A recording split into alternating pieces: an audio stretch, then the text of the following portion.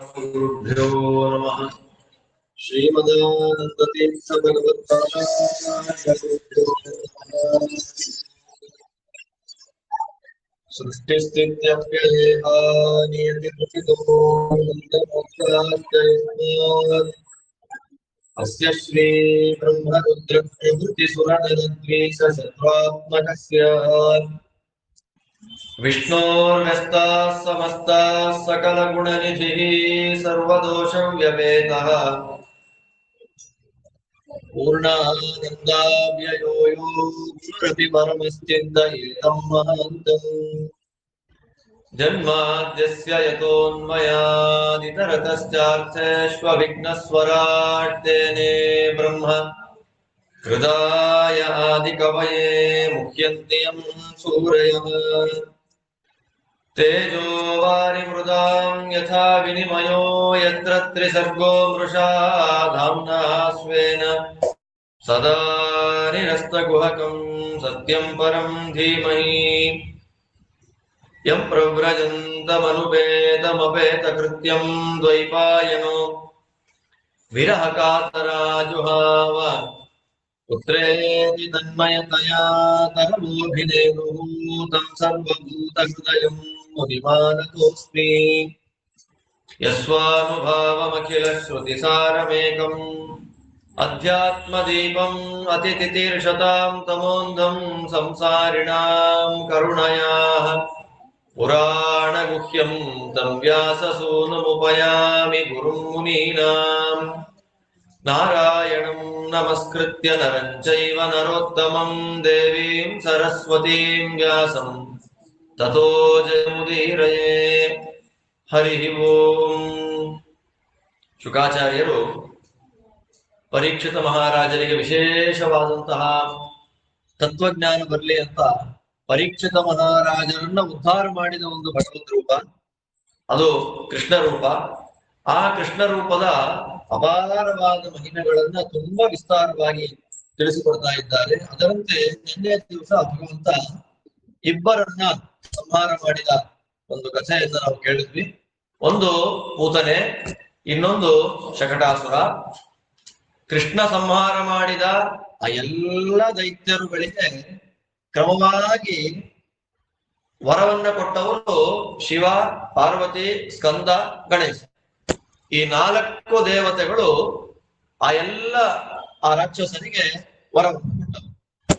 ಈ ಕಾರಣದಿಂದ ಬ್ರಹ್ಮದೇವರು ಸಾಮಾನ್ಯವಾಗಿ ಯಾರಿಗೂ ನೀನ್ ಸಾಯಬೇಡ ಅನ್ನೋ ವರ ಕೊಡಲ್ಲ.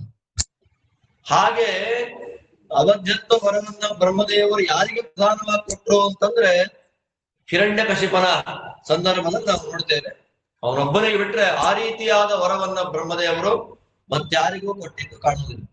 ಅದಾದ್ಮೇಲೆ ಪೂತನ ಶಕಟಾಸುರರ ಸಂಹಾರ ಆದ್ಮೇಲೆ ಒಂದ್ ದಿವಸ ಸಾಯಂಕಾಲ ಯಶೋಧಾದೇವಿ ಭಗವಂತನನ್ನ ತೊಡೆ ಮೇಲೆ ಕೂಡಿಸ್ಕೊಂಡಿದ್ದಾಳೆ. ತೊಡೆ ಮೇಲೆ ಕೂಡಿಸ್ಕೊಂಡಾಗ ಸಡನ್ ಆಗಿ ಒಂದು ಗಾಳಿ ಬಂತು.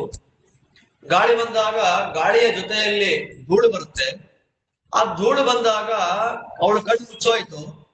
ಕಣ್ಣು ಮುಚ್ಚಿದ್ರೆ ಕಣ್ಣು ಬಿಟ್ಟು ನೋಡ್ತಾಳೆ, ಕೈಯಲ್ಲಿ ಮಗು ಇಲ್ಲ. ಏನಾಯ್ತು, ಮಗು ಎಲ್ಲೋಯ್ತು ಅಂತ ನೋಡುವಷ್ಟೊತ್ತಿಗೆ ಆ ತೃಣಾವರ್ತ ಅನ್ನುವ ದೈತ್ಯ ಆ ಮಗುವನ್ನ ತಗೊಂಡ ಮೇಲೆ ಹೊರಟೋಗಿದ್ದಾರೆ. ಇದು ಕಥೆ. ಇದರಲ್ಲಿ ನಿಮಿತ್ತಗಳನ್ನ ಕೊಡುವಾಗ ಹೇಳ್ತಾರೆ, ದೇವರ ಕಥೆ ಅಂತ ಒಂದನ್ನ ಇಟ್ಕೊಂಡು ಬೇರೆ ಬೇರೆ ಬೇರೆ ಬೇರೆ ಬೇರೆ ಬೇರೆ ವ್ಯಾಪಾರಗಳನ್ನ, ಬೇರೆ ಬೇರೆ ಕೆಲಸಗಳನ್ನ ಮಾಡುವವರು ಯಾರಾಗ್ತಾರೆ ಅಂತಂದ್ರೆ ಅದು ತೃಣಾವರ್ತರಾಗ್ತಾರೆ ಅಂತ. ಚಕ್ಷುಶ್ಚೌರ್ಯ ಫಲಂ ಜಗಾಮ ಅಂತ ವಾದಿರಾಜ ಸ್ವಾಮಿ ಉಪನಿಷ ವಿದ್ಯೆಯಲ್ಲಿ ಇದನ್ನ ಕೊಡ್ತಾರೆ, ಸ್ಪಷ್ಟವಾಗಿ ಹೇಳ್ತಾರೆ. ಆದ್ದರಿಂದ ದೇವರ ಕಥೆ ಅಂತನ್ನುವಾಗ ಬ್ರಹ್ಮಾದಿ ದೇವತೆಗಳು, ದೇವರು ಅಂತ ನೋಡುವಾಗ ಬ್ರಹ್ಮಾದಿ ದೇವತೆಗಳು ಆಚೆ ಈಚೆ ಅಲ್ಲಾಡದೆ ಶ್ರದ್ಧೆಯಿಂದ ಕೂತಿರ್ತಾರೆ. ನಮಗೆ ದೇವರಲ್ವಾ ಅಲ್ವಾ?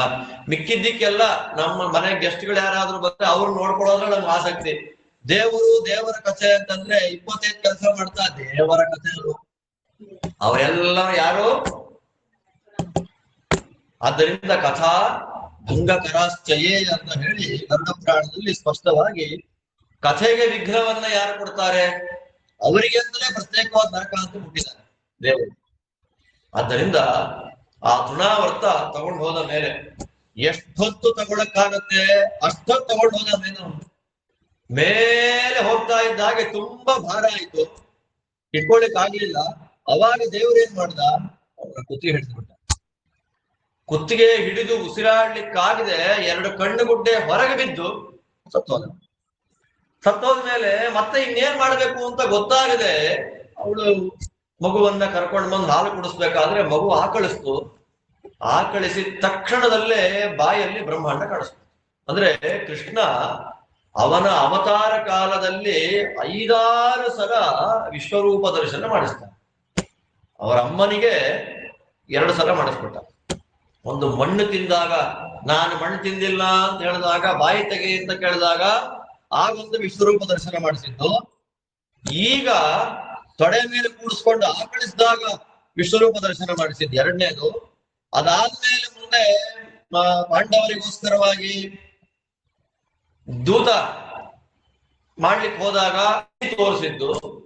ರುಕ್ಮಿಣಿಯನ್ನ ಮತ್ತೆ ಮಾಡ್ಕೊಳ್ಳುವಾಗ ಭೀಷ್ಮಕ ರಾಜನಿಗೆ ಕೃಷ್ಣನ ಹೆಣ್ಣು ರೂಪಗಳ ವಿಶ್ವರೂಪ ದರ್ಶನ ಮಾಡಿಸಿದ್ದು. ಅದಾದ್ಮೇಲೆ ಮಹಾಭಾರತ ಕಾಲದಲ್ಲಿ, ಯುದ್ಧ ಕಾಲದಲ್ಲಿ ಅರ್ಜುನನಿಗೆ ವಿಶ್ವರೂಪ ದರ್ಶನ ಮಾಡಿಸಿದ್ದು. ಹೀಗೆ ಕೃಷ್ಣಾವತಾರ 1ರಲ್ಲೇ 5-6 ಸಲ ವಿಶ್ವರೂಪ ದರ್ಶನವನ್ನು ಮಾಡಿಸಿದ ಉಲ್ಲೇಖ ಭಾಗವತ ಮಹಾಭಾರತಾದಿಗಳಲ್ಲಿ ಸಿಗುತ್ತೆ. ಆದ್ದರಿಂದ ಅವಳು ಆಶ್ಚರ್ಯ ಆಯ್ತು.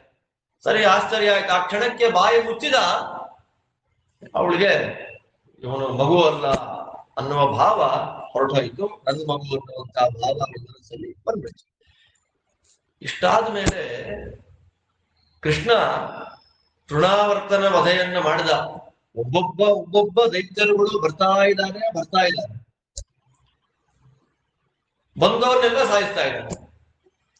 ಹೇಳಿದ್ದು ಕೆಲವು, ಹೇಳದೇ ಇದ್ದಂತಹ ರಾಕ್ಷಸರು ಬೇಕಾಷ್ಟು ಜನ ಇದ್ದಾರೆ. ಅದು ವಿಷ್ಣು ಪುರಾಣ, ಹರಿವಂಶ ಇಲ್ಲೆಲ್ಲ ಬರುತ್ತೆ. ಮುಂದಕ್ಕಿನ್ನು ಹೇಳುವಾಗ ನಾಮಕರಣ ಆಗ್ಬೇಕು.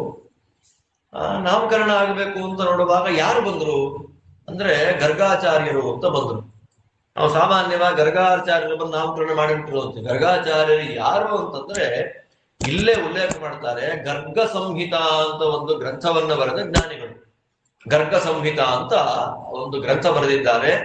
ಜ್ಯೋತಿಷ್ಯ ಶಾಸ್ತ್ರಕ್ಕೆ ಸಂಬಂಧಪಟ್ಟ ಒಂದು ಗ್ರಂಥವನ್ನು ಜ್ಯೋತಿಷ ವೈರಂ ಸಾಕ್ಷಾತ್ ಗರ್ಗಾಚಾರ್ಯೋ ಮಹಾಮುನಿ ಅಂತ ಜ್ಯೋತಿಷ್ಯ ಶಾಸ್ತ್ರಕ್ಕೆ ಸಂಬಂಧಪಟ್ಟ ಅತ್ಯಂತ ಶ್ರೇಷ್ಠವಾದ ಒಂದು ಗ್ರಂಥವನ್ನು, ಮತ್ತೆ ಗರ್ಗ ಸಂಹಿತ ಅನ್ನುವಂತಹ ಒಂದು ಗ್ರಂಥವನ್ನು ಬರೆದಿದ್ದಾರೆ ಗರ್ಗಾಚಾರ್ಯರು.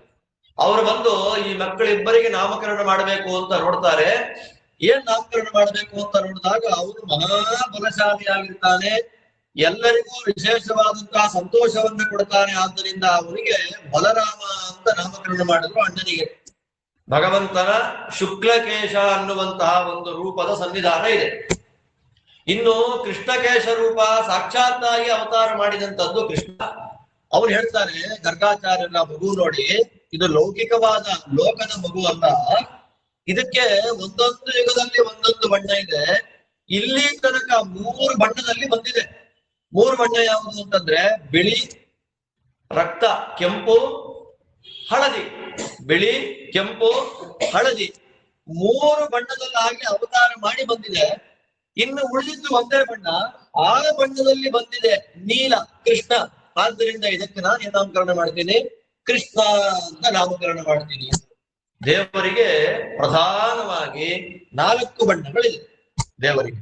ಅಂದ್ರೆ ಒಬ್ಬೊಬ್ಬ ದೇವತೆಗಳ ಬಗ್ಗೆ ನಾವು ನೋಡುವಾಗ ಒಬ್ಬೊಬ್ಬ ದೇವತೆಗಳಿಗೆ ಒಂದೊಂದು ಬಣ್ಣ ಇರೋದನ್ನ ಶಾಸ್ತ್ರ ತಿಳಿಸಿಕೊಡುತ್ತೆ. ಅದರಂತೆ ನಾರಾಯಣನಿಗೆ ಒಂದೊಂದು ಯುಗದಲ್ಲಿ ಒಂದೊಂದು ಬಣ್ಣ. ಕಲಿಯುಗಕ್ಕೆ ದ್ವಾಪರ ಕಲಿ ಹತ್ತರದ್ದೇ ಆದ್ದರಿಂದ ಕಪ್ಪು ಬಣ್ಣದಲ್ಲಿ ಕೃಷ್ಣ ಅಂತ ಬರ್ತಾನೆ. ದ್ವಾಪರದಲ್ಲಿ ಹಳದಿ ಬಣ್ಣದಲ್ಲಿ ಅವನು ಬರ್ತಾನೆ. ತ್ರೇತಾಯುಗದಲ್ಲಿ ಕೆಂಪು ಬಣ್ಣದಿಂದ ಇರ್ತಾನೆ. ಮತ್ತೆ ರಾಮ ನೀಲಿ ಬಣ್ಣ ಇದ್ದಲ್ಲ ಅಂದ್ರೆ ಅವತಾರ ಲೆಕ್ಕ. ಒಂದೊಂದು ಯುಗದಲ್ಲಿ ಒಂದೊಂದು ಬಣ್ಣ ದೇವರು ಅಂತ. ಅದೇ ಕೃತಯುಗದಲ್ಲಿ ಬಿಳಿ ಬಣ್ಣದಲ್ಲಿ ಇರ್ತಾನೆ. ಅದನ್ನೇ ಮತ್ತೆ ನಾವು ಇನ್ನೂ ಒಳಗಿಳಿದ ನೋಡ್ಬೇಕಾದ್ರೆ ವಾಸುದೇವ, ಸಂಕರ್ಷಣ, ಪ್ರದ್ಯುಮ್ನ, ಅನಿರುದ್ಧ ಅದನ್ನೇ ಬೇಕಾಗ್ತದೆ ದೇವರದ್ದು. ಹಾಗೆ ಇನ್ನು ಆ ದೇವರ ಸ್ವರ ಹೇಗಿದೆ, ದೇವರು ಮಾತಾಡಿದ್ರೆ ಹೇಗಿರುತ್ತೆ ಅಂದ್ರೆ ಎರಡು 2-3 ವರ್ಷದ ಎತ್ತು ಶಬ್ದ ಮಾಡಿದಾಗ ಹೇಗಿರುತ್ತೆ ಆ ಶಬ್ದ, ಹಾಗಿರುತ್ತಂತೆ ದೇವರ ಮಾತು. 2 ವರ್ಷದ ಎತ್ತು ಅಂಬಾ ಅಂತಂದಾಗ ಆ ಶಬ್ದ ಏನಿದೆ ಆ ರೀತಿಯಾಗಿ ದೇವರು ಮಾತಾಡಿದ್ರೆ ಹಾಗನ್ಸತ್ತಂತೆ. ಕುಬೇರ ಮಾತಾಡಿದ್ರೆ ಹೇಗಿರುತ್ತೆ ಅಂತ ಹೇಳ್ತಾರೆ. ಎಲ್ಲರಲ್ಲಿ ಅತ್ಯಂತ ಚೆನ್ನಾಗಿ ಇಲ್ಲದೆ ಇರುವಂತಹ ಸ್ವರ ಯಾರ್ದು ಅಂದ್ರೆ ಕುಬೇರನಂತೆ. ಜಾಗಟೆ ಒಡೆದು ಹೋದ್ರೆ ಯಾವ ಶಬ್ದ ಬರುತ್ತೆ, ಕುಬೇರನ ಮಾತು ಆ ರೀತಿ ಇರುತ್ತೆ. ಆದ್ರೆ ಹೇಳ್ತಾರೆ ಸ್ವರ ಇಟ್ಕೊಂಡು ಏನ್ ಮಾಡ್ಬೇಕು, ದುಡ್ಡು ಮುಖ್ಯ ಅಲ್ವಾ. ಆದ್ದರಿಂದ ಎಲ್ಲರಿಗೂ ಕುಬೇರನ ಸ್ವರ, ಅವನ ಹೆಸರೇ ಕುಬೇರ ಅಂತ. ಕುಬೇರ. ಬೇರ ಅಂದ್ರೇನು? ಬೇರ ಅಂದ್ರೆ ಶರೀರ ಅಂತ ಅರ್ಥ. ಕುಬೇರ ಅಂತಂದ್ರೆ ದೇವತೆಗಳಲ್ಲೇ ಅಷ್ಟು ಲಕ್ಷಣ ಇಲ್ಲದೆ ಇರ್ತಕ್ಕಂತ ಶರೀರ. ಆದ್ದರಿಂದ ಅವ್ನ್ ಏನ್ ಕರೀತಾರೆ? ಕುಬೇರ. ಅವನ ಸ್ವರ ಒಡೆದೋ ಜಾಂಟೆ ತರ. ಅಷ್ಟಿದ್ರು ಕೂಡ ಅವನಿಲ್ಲ ಅಂದ್ರೆ ಯಾವ ಕೆಲಸ. ಹಾಗೆ ಒಬ್ಬೊಬ್ಬ ದೇವತೆಗಳ ಒಂದೊಂದು ಸ್ವರ ಬಣ್ಣಗಳ ಹಾಗಿದೆ. ಶಿವನಿಗೆ 5 ತಲೆ 5 ಬಣ್ಣ: ಪೀತ, ಹಳದಿ, ಶ್ವೇತ. ಶ್ವೇತ ಅಂದ್ರೆ ಬಿಳಿ, ಅರುಣ ಅಂದ್ರೆ ಏನು? ಕೆಂಪು, ಪೀತ, ಶ್ವೇತ, ಅರುಣ, ಹರಿತ್ ಹಸಿರು, ಶ್ಯಾಮ ಕಪ್ಪು. ಒಂದೊಂದು ತಲೆ 5 ಬಣ್ಣ. ಗರುಡನಿಗೆ ಕಾಲಿಂದ ತಲೆ ತನಕ ಇದೇ 5 ಬಣ್ಣ ಅವನಿಗೆ. ಶಿವನಿಗೆ ತಲೆ ಮಾತ್ರ 5 ಬಣ್ಣ ಆದ್ರೆ ಒಂದೊಂದು ತಲೆ. ಗರುಡನಿಗೆ ಕಾಲಿಂದ ಆರಂಭ ಮಾಡಿಕೊಂಡು ತಲೆ ತನಕ ಒಂದೊಂದು ಭಾಗ 5 ಬಣ್ಣ. ಆದ್ದರಿಂದ ಬರೀ ದೇವರಿಗೆ ಮಾತ್ರ ಅಲ್ಲ, ಆ ದೇವರ ಭಕ್ತರಾದ ಇತರ ದೇವತೆಗಳಿಗೂ ಕೂಡ ಒಂದೊಂದು ಬಣ್ಣ ಅವರ ಶರೀರದಲ್ಲಿ ಇರುತ್ತೆ ಅಂತ ತೋರಿಸ್ಕೊಡ್ತಾ ಇದ್ದಾರೆ. ಅದರಂತೆ ಈ ಮಗು ಕಪ್ಪು ಬಣ್ಣದಲ್ಲಿ, ನೀಲಿ ಬಣ್ಣದಲ್ಲಿ ಬಂದಿದೆ. ಆದ್ದರಿಂದ ಇದಕ್ಕೆ ಏನಂತ ನಾಮಕರಣ ಮಾಡಿದ್ರು? ಕೃಷ್ಣ. ಸಾಮಾನ್ಯವಾಗಿ ಕೃಷ್ಣ ಅಂತಂದ್ರೆ ಎಲ್ಲರನ್ನ ಆಕರ್ಷಣೆ ಮಾಡಿಕೊಳ್ಳುವವರು ಅಂತ ಅರ್ಥ. ಭಕ್ತರ ಆಕರ್ಷಣೆ ಇವನೇ ಒಳಗಾಗ್ಬಿಡ್ತಾನೆ ಅಂತ ಅರ್ಥ. ಕೃಷ್ಣ ಅಂದ್ರೆ ಕೃಷಿ ಅಂದ್ರೆ ಪಾಪಗಳು ಅಂತ, ಅದನ್ನ ನಾಶ ಮಾಡ್ತಾನೆ. ಆದ್ದರಿಂದ ಕೃಷ್ಣ ಅಂತ ಅರ್ಥ. ಕೃಷಿ ಅಂದ್ರೆ ಭೂಮಿ ಅಂತ, ಆ ಭೂಮಿಗೆ ಸಂತೋಷವನ್ನ ಕೊಡ್ತಾನೆ ಅಂತ ಅರ್ಥ. ಈಗೆಲ್ಲ ಬೇಕಾದಷ್ಟು ಅರ್ಥಗಳನ್ನ ಕೊಡ್ತಾರೆ. ನಾಮಕರಣ ಮಾಡಿ ಆಯ್ತು. ನಾಮಕರಣ ಮಾಡಾದ್ಮೇಲೆ ಗರ್ಗಾಚಾರ್ಯ ಹೋದ್ರು. ಆದ್ರೆ ನಾಮಕರಣವನ್ನ ಗ್ರ್ಯಾಂಡ್ ಆಗಿ ಮಾಡ್ಲಿಲ್ಲ. ಯಾಕೆ ಅಂದ್ರೆ, ನಾನು ಯಾದವರ ಪುರೋಹಿತರು ನಿಮ್ಮನೆಗೆ ಬಂದ್ಬಿಟ್ರೆ ಇದು ಹೊಸದೇವರಿಗೆ ಸಂಬಂಧಪಟ್ಟ ಮಗು ಅಂತ ಆಗ್ಬಿಡುತ್ತೆ, ನಾಮಕರಣಕ್ಕೆ ಯಾರನ್ನೋ ಕರಿಬೇಡ್ರಿ ಅಂತ ಅತ್ಯಂತ ರಹಸ್ಯವಾಗಿ ನಾಮಕರಣ ಶಾಸ್ತ್ರ ಮುಗಿಸಿ ಹೊರಟೋದ್ರು. ಅವ್ರ ಆ ಕಡೆ ಹೋಗ್ತಿದ್ದ ಹಾಗೆ ಮಕ್ಕಳು ಇವಾಗ ಮಂಡಿಯಲ್ಲಿ ಓಡಾಡ್ಲಿಕ್ಕೆ ಶುರು ಮಾಡ್ತಾ ಇದ್ದಾರೆ. ಮೈಯೆಲ್ಲ ಕೆಸರು. ಅಲ್ಲಿ ಕೆಸರು ಅಂತಂದ್ರೆ ಯಾವುದು ಅಂದ್ರೆ ಹಾಲು ಮೊಸರಿಂದೇ ಕೆಸರು. ಇನ್ನೆಷ್ಟು ಶ್ರೀಮಂತಿಕೆ ಇರಬೇಡ ಅಂದ್ರೆ ಇಲ್ಲಿ ಒಂದು ಮಾತು ಹೇಳ್ತಾರೆ, ಭಾಗವತದ ಮಾತು, ನೇರವಾಗಿ ಮನಸ್ಸಿಗೆ ಹೋಗುವಂತಹ ಮಾತು. ಲಕ್ಷ್ಮೀ ದೇವಿಯನ್ನ ಎಷ್ಟೆಷ್ಟು ಉಪಾಸನೆ ಮಾಡ್ತೀವೋ ಅಷ್ಟೆಷ್ಟು ಸಂಪತ್ತು ಬರುತ್ತೆ ಅಂತ ನಾವು ಅಂದುಕೊಂಡ್ರೆ, ಭಾಗವತ ಹೇಳುತ್ತೆ ದೇವರು ಎಷ್ಟೆಷ್ಟು ನಮ್ಮ ಮನೇಲಿ ಇರ್ತಾರೋ ಲಕ್ಷ್ಮಿ ಅಷ್ಟೆಷ್ಟು ಇರ್ತಾಳೆ ಮನೆಯಲ್ಲಿ. ಈ ನಾಮಕರಣ ಎಲ್ಲ ಆದ್ಮೇಲೆ ಶುಕಾಚಾರ್ಯ ಹೇಳ್ತಾರೆ, ಕೃಷ್ಣ ಅವ್ರ ಮನೆಗೆ ಬರೋದಕ್ಕಿಂತ ಮೊದಲು ಹಸುಗಳು ಎಷ್ಟು ಹಾಲು ಕೊಡ್ತಾ ಇತ್ತು, ಕೃಷ್ಣ ಅವ್ರ ಮನೆಗೆ ಬಂದ ಮೇಲೆ ಅದೇ ಹಸು ಎಷ್ಟು ಹಾಲು ಕೊಡ್ತು ಅಂತ ವ್ಯತ್ಯಾಸ ನೋಡುವಾಗ, ಹರೇ ನಿವಾಸಾನುಗುಣೈ ರಮಾ ಕ್ರೀಡಂ ಅಭೂನ್ ನೃಪ ಶಿಕ್ಷಿತ. ಹರೇ ನಿವಾಸಾನುಗುಣೈ, ನಾರಾಯಣನ ಸನ್ನಿಧಾನ ಎಷ್ಟೆಷ್ಟು ಆ ಮನೆಯಲ್ಲಿತ್ತು ಅದಕ್ಕೆ ಅನುಗುಣವಾಗಿ ಲಕ್ಷ್ಮೀ ಸನ್ನಿಧಾನ ಅಭಿವ್ಯಕ್ತ ಆಗೋಯ್ತು. ಎಲ್ಲಿ ನೋಡ್ಲಿ ಹಾಲು, ಎಲ್ಲಿ ನೋಡ್ಲಿ ಮೊಸರು, ತುಪ್ಪ, ಬೆಣ್ಣೆ ಸುರಿತಾ ಇರುತ್ತೆ. ಸುರಿದ್ರು ದಾಸರದ್ದೇ ಒಂದು ಮಾತಿದೆಯಲ್ಲ, ಕೃಷ್ಣ ಅದೇ ಗೋಪಾಲಕರು, ಅದೇ ಗೋಪಾಲಕ ಹುಡುಗರೆ ದನ ಮೇಯಿಸ್ತಾ ಇದ್ರು. ಅದೇ ಕೃಷ್ಣ ಅದರ ತಲೆ ಸೌರಿ ನೀರು ಕುಡಿಸೋದು. ಅದು ಹುಲ್ಲು ತಿನ್ನುವಾಗ ಅದೇ ಕೃಷ್ಣ ತಲೆ ಸೌರು. ಹೇಗಿತ್ತು ಅಂದ್ರೆ ಒಂದೊಂದು ಕರುಗಳು ಹೇಗಿತ್ತು ಅಂತಂದ್ರೆ ಒಳ್ಳೆ ಕುರಿ ಇದ್ದಾಗಿತ್ತಂತೆ. ಕೃಷ್ಣ ಸಾಕುವ ಮೊದಲು ಕುರಿ ಇದ್ದಾಗಿದ್ದ, ಅಜಗಳಿದ್ದಾಗಿದ್ದಂತಹ ಕರುಗಳು ಕೃಷ್ಣ ಮೇಯಿಸ್ಲಿಕ್ಕೆ ಶುರು ಮಾಡಿದ್ಮೇಲೆ ಆನೆಗಳಂತೆ, ಆನೆ ಮರಿಗಳಂತ ಆದ್ವು. ಅಂದ್ರೆ ದೇವರ ಒಂದು ವೈಭವ ಎಷ್ಟು. ಅಜಗಳಂತಿದ್ದ ಕರುಗಳು ಗಜಗಳಂತೆ ಆದವು. ಅಂದ್ರೆ ಕೃಷ್ಣನ ಒಂದು ಸಾಮರ್ಥ್ಯ. ಅಂದ್ರೆ ಊಟ ಹಾಕುವಾಗ ಇದು ಊಟ ಹಾಕುವಾಗ ಅದು ಮೈಗೆ ಹತ್ತಬೇಕು ಅಂತಂದ್ರೆ ಊಟ ಹಾಕುವಂತಹ ವ್ಯಕ್ತಿ, ಅಡಿಗೆ ಮಾಡಿದಂತಹ ವ್ಯಕ್ತಿ, ಅವರಿಬ್ಬರ ಮನಸ್ಥಿತಿ ಚೆನ್ನಾಗಿರ್ಬೇಕು. ಅವರಿಬ್ಬರ ಮನಸ್ಥಿತಿ ಚೆನ್ನಾಗಿದ್ರೆ ಊಟ ಮಾಡಿದವನಿಗೆ ಬಡಿಸಿದವನಿಗೆ ತೃಪ್ತಿ. ಇಲ್ಲ ಅಂತಂದ್ರೆ ಎಷ್ಟೇ ಹಾಕಿದ್ರು ಕೂಡ ಭಸ್ಮಕ ದೋಷ ಅಂತ ಕರೀತಾರೆ. ಆ ಭಸ್ಮಕ ದೋಷ ಬಂದ್ಬಿಡುತ್ತೆ.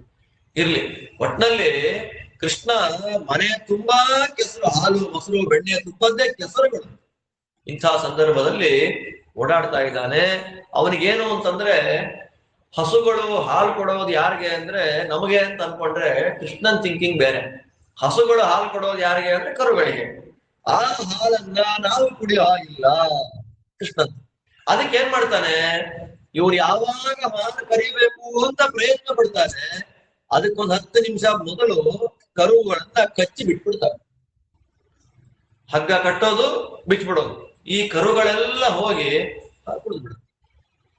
ಇವರೆಲ್ಲ ಗೋಪಿಕಾಸ್ತ್ರೀಯರೆಲ್ಲ ಕೆಚ್ಚಲಿಗೆ ನೀರು ಹಾಕಿ ಕರಿಬೇಕು ಅಂದ್ರೆ ಹಾಲೇ ಬರ್ತಾರೆ. ಅವಾಗ ಏನ್ ಮಾಡ್ತಾರೆ ಇವರೆಲ್ಲ, ಹಾಲು ಬರ್ತಿಲ್ಲ ಅಂತ ಮಾತ್ರಕ್ಕೆ 1 ದಿನ 2 ದಿನ 3ನೇ ದಿನ ಕೃಷ್ಣ ಅಂತ ಗೊತ್ತಾಯ್ತು, ಇನ್ನೇನು ಅವನನ್ನ ಕಟ್ಟಾಕ್ಬೇಕು, ಬೈಬೇಕು ಅವನನ್ನ ಅಂತ ನೋಡ್ಕೊಳ್ಳುವಷ್ಟೊತ್ತಿಗೆ ಯಾರು ಬೈಬೇಕು ಅಂತಾನೆ ಅವ್ರ ಎದುರುಗಡೆ ಹೋಗಿ ಮಂದಹಾಸವನ್ನ ಇಟ್ಬಿಡ್ತಾರೆ. ಎಂತ ಅದ್ಭುತವಾದ ಮಂದಹಾಸ ಅಂದ್ರೆ, ಇಡೀ ಪ್ರಪಂಚ ಹುಟ್ಟಿ ಬದುಕಿ ಸಾಯುವಂತೆ ಮಾಡುವಂತಹ ಮಂದಹಾಸ ದೇವರು. ದೇವರ ಕಣ್ಣೋಟ. ದೇವರು ಒಂಥರ ನೋಡಿಬಿಟ್ಟ ಅಂತಂದ್ರೆ ಮುದುಡಿ ಹೋದ ಬಳ್ಳಿಗಳೆಲ್ಲ ಅರಳಿ ಹೂ ಬಿಟ್ಬಿಡುತ್ತೆ. ಅಂತಹ ಕುಡಿನೋಟ, ಮಂದಹಾಸ ಯಾರಿಗೆ ಬೈಬೇಕು ಅನ್ಸುತ್ತೆ? ಮನೆಗೆ ಬರ್ತಾನಂತೆ. ಮನೆಗಳಿಗೆ ಬಂದ್ರೆ ಮನೆಯಲ್ಲಿ ಸಾಯಂಕಾಲದ ಹೊತ್ತು ಮನೆಗೆ ಬರ್ತಾನೆ, ದೀಪಾನೇ ಹಚ್ಚಿಲ್ಲ ಮನೆಯಲ್ಲಿ, ಹೊಸ್ತಿಲು ರಂಗೋಲಿಗಳನ್ನ ಹಾಕಿಲ್ಲ. ಇಂತ ನಿಮ್ ಮನೆ ಯಾರ ಮನೆಯಲ್ಲಿ ಇವತ್ತು ಯಾರು ಮಾಡಲ್ಲ ಅದನ್ನೆಲ್ಲ. ಒಂದೊತ್ತು ಮಂಗಳ ಸಾರಿಸೋದೇ ಕಷ್ಟ, ಇನ್ನು 2 ಹೊತ್ತು ಸಾರಿಸಿದ್ರೆ ಆಗೋಯ್ತಷ್ಟೇ. ಯಾರು ಸಾರಿಸಿಲ್ಲ ಅಥವಾ ಯಾರು ಶುದ್ಧವಾಗಿ ಸಾರಿಸಿದ್ದಾರೆ ಆ ಮನೆ ಮುಂದೆ ಹೋಗಿ ಸಾಯಂಕಾಲ ಮಲಮೂತ್ರ ವಿಸರ್ಜನೆ ಮಾಡಿ ಹೊರಟರು.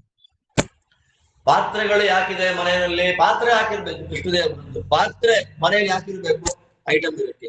ಐಟಮ್ನೇ ಇಲ್ಲ ಅಂದ್ಮೇಲೆ ಖಾಲಿ ಪಾತ್ರೆ ಇಡಬೇಡಿ ಮನೆಯಲ್ಲಿ. ದೇವರದ್ದು ಪಾತ್ರೆಗಳಲ್ಲಿ ಹಾಲು ಮೊಸರು ಇಲ್ಲ ಅಂತಂದ್ರೆ ಪಾತ್ರೆ ಹೊಡೆದಾಕ್ಬಿಡ್ತಾ ಇದ್ದಾರೆ. ಯಾಕೆ ಹೊಡಿತ್ಯಾ ಅಂದ್ರೆ ಪಾತ್ರೆ ಇರೋದೇ ಪದಾರ್ಥ ಹಾಕಕ್ಕೆ. ಪದಾರ್ಥವೇ ಬೇಡ ಅಂದ್ರೆ ಅದರಿಂದ ಶಾಸ್ತ್ರಗಳ ಆದೇಶ ಮಾಡುತ್ತೆ ಖಾಲಿ ಪಾತ್ರೆಗಳನ್ನ ಮನೆಯಲ್ಲಿ ಜಾಸ್ತಿ ಇಟ್ಕೊಳ್ಬಾರ್ದು.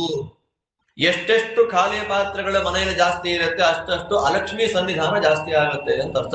ಅದಕ್ಕೆ ನೋಡಿ, ಬೆಳ್ಳಿ ಪಾತ್ರೆಗಳ ಮನೆಯಲ್ಲಿ ಇದ್ರೆ ಸ್ವಲ್ಪ ಅಂದ್ರೂ ಅರ್ಶಿನ ಕುಂಕುಮ ಹಾಕಿಟ್ಟಿರ್ತಾರೆ. ಅದಕ್ಕೆ ಶುದ್ಧವಾಗಿ ತೊಳೆದಿಟ್ಬಿಡಬಾರ್ದು ಬೆಳ್ಳಿ ಪಾತ್ರೆಗಳು. ಯಾಕೆ ಅಂತಂದ್ರೆ ಪಾತ್ರೆಗಳ ಒಳಗೆ ಸಾಲಿಗ್ರಾಮದ ಮೇಲೆ ಕಲಿ ಬಂದು ಕೂತ್ಕೊಳ್ಳುವಾಗ, ಶಾಲಗ್ರಾಮ ಶಿಲಾಯ ಅಂತ ನಿತ್ಯಂ ಸನ್ನಿಹಿತ ಕಲಿ ಇರುವಾಗ, ನಿತ್ಯ ಪೂಜೆ ಮಾಡೋ ಅದ್ರ ಮೇಲೆ ಕಲಿ ಬಂದು ಕೂತ್ಕೊಳ್ಳುವಾಗ ಖಾಲಿದ್ದ ಪಾತ್ರೆಗಳಲ್ಲಿ ಆ ಪಾತ್ರೆ ನಾವು ತಿಂದ್ರೆ ಉಪಯೋಗ ಮಾಡ್ಕೊಂಡ್ರೆ ಇವತ್ತು ಯೂಸ್ ಮಾಡಿ ತೊಳೆದು ಬಿಟ್ರೆ 3 ವರ್ಷದ ತನಕ ಅದಿದೆ ಅನ್ನೋದೇ ಮರ್ತಾಗಿರುತ್ತೆ. ಅದೆಲ್ಲ ನಮ್ಮ ಏಳಿಗೆಯನ್ನ, ನಮ್ಮ ಅಭಿವೃದ್ಧಿಯನ್ನ ತಡೆಯಲಿಕ್ಕೆ ಕಾರಣ ಆಗುತ್ತೆ.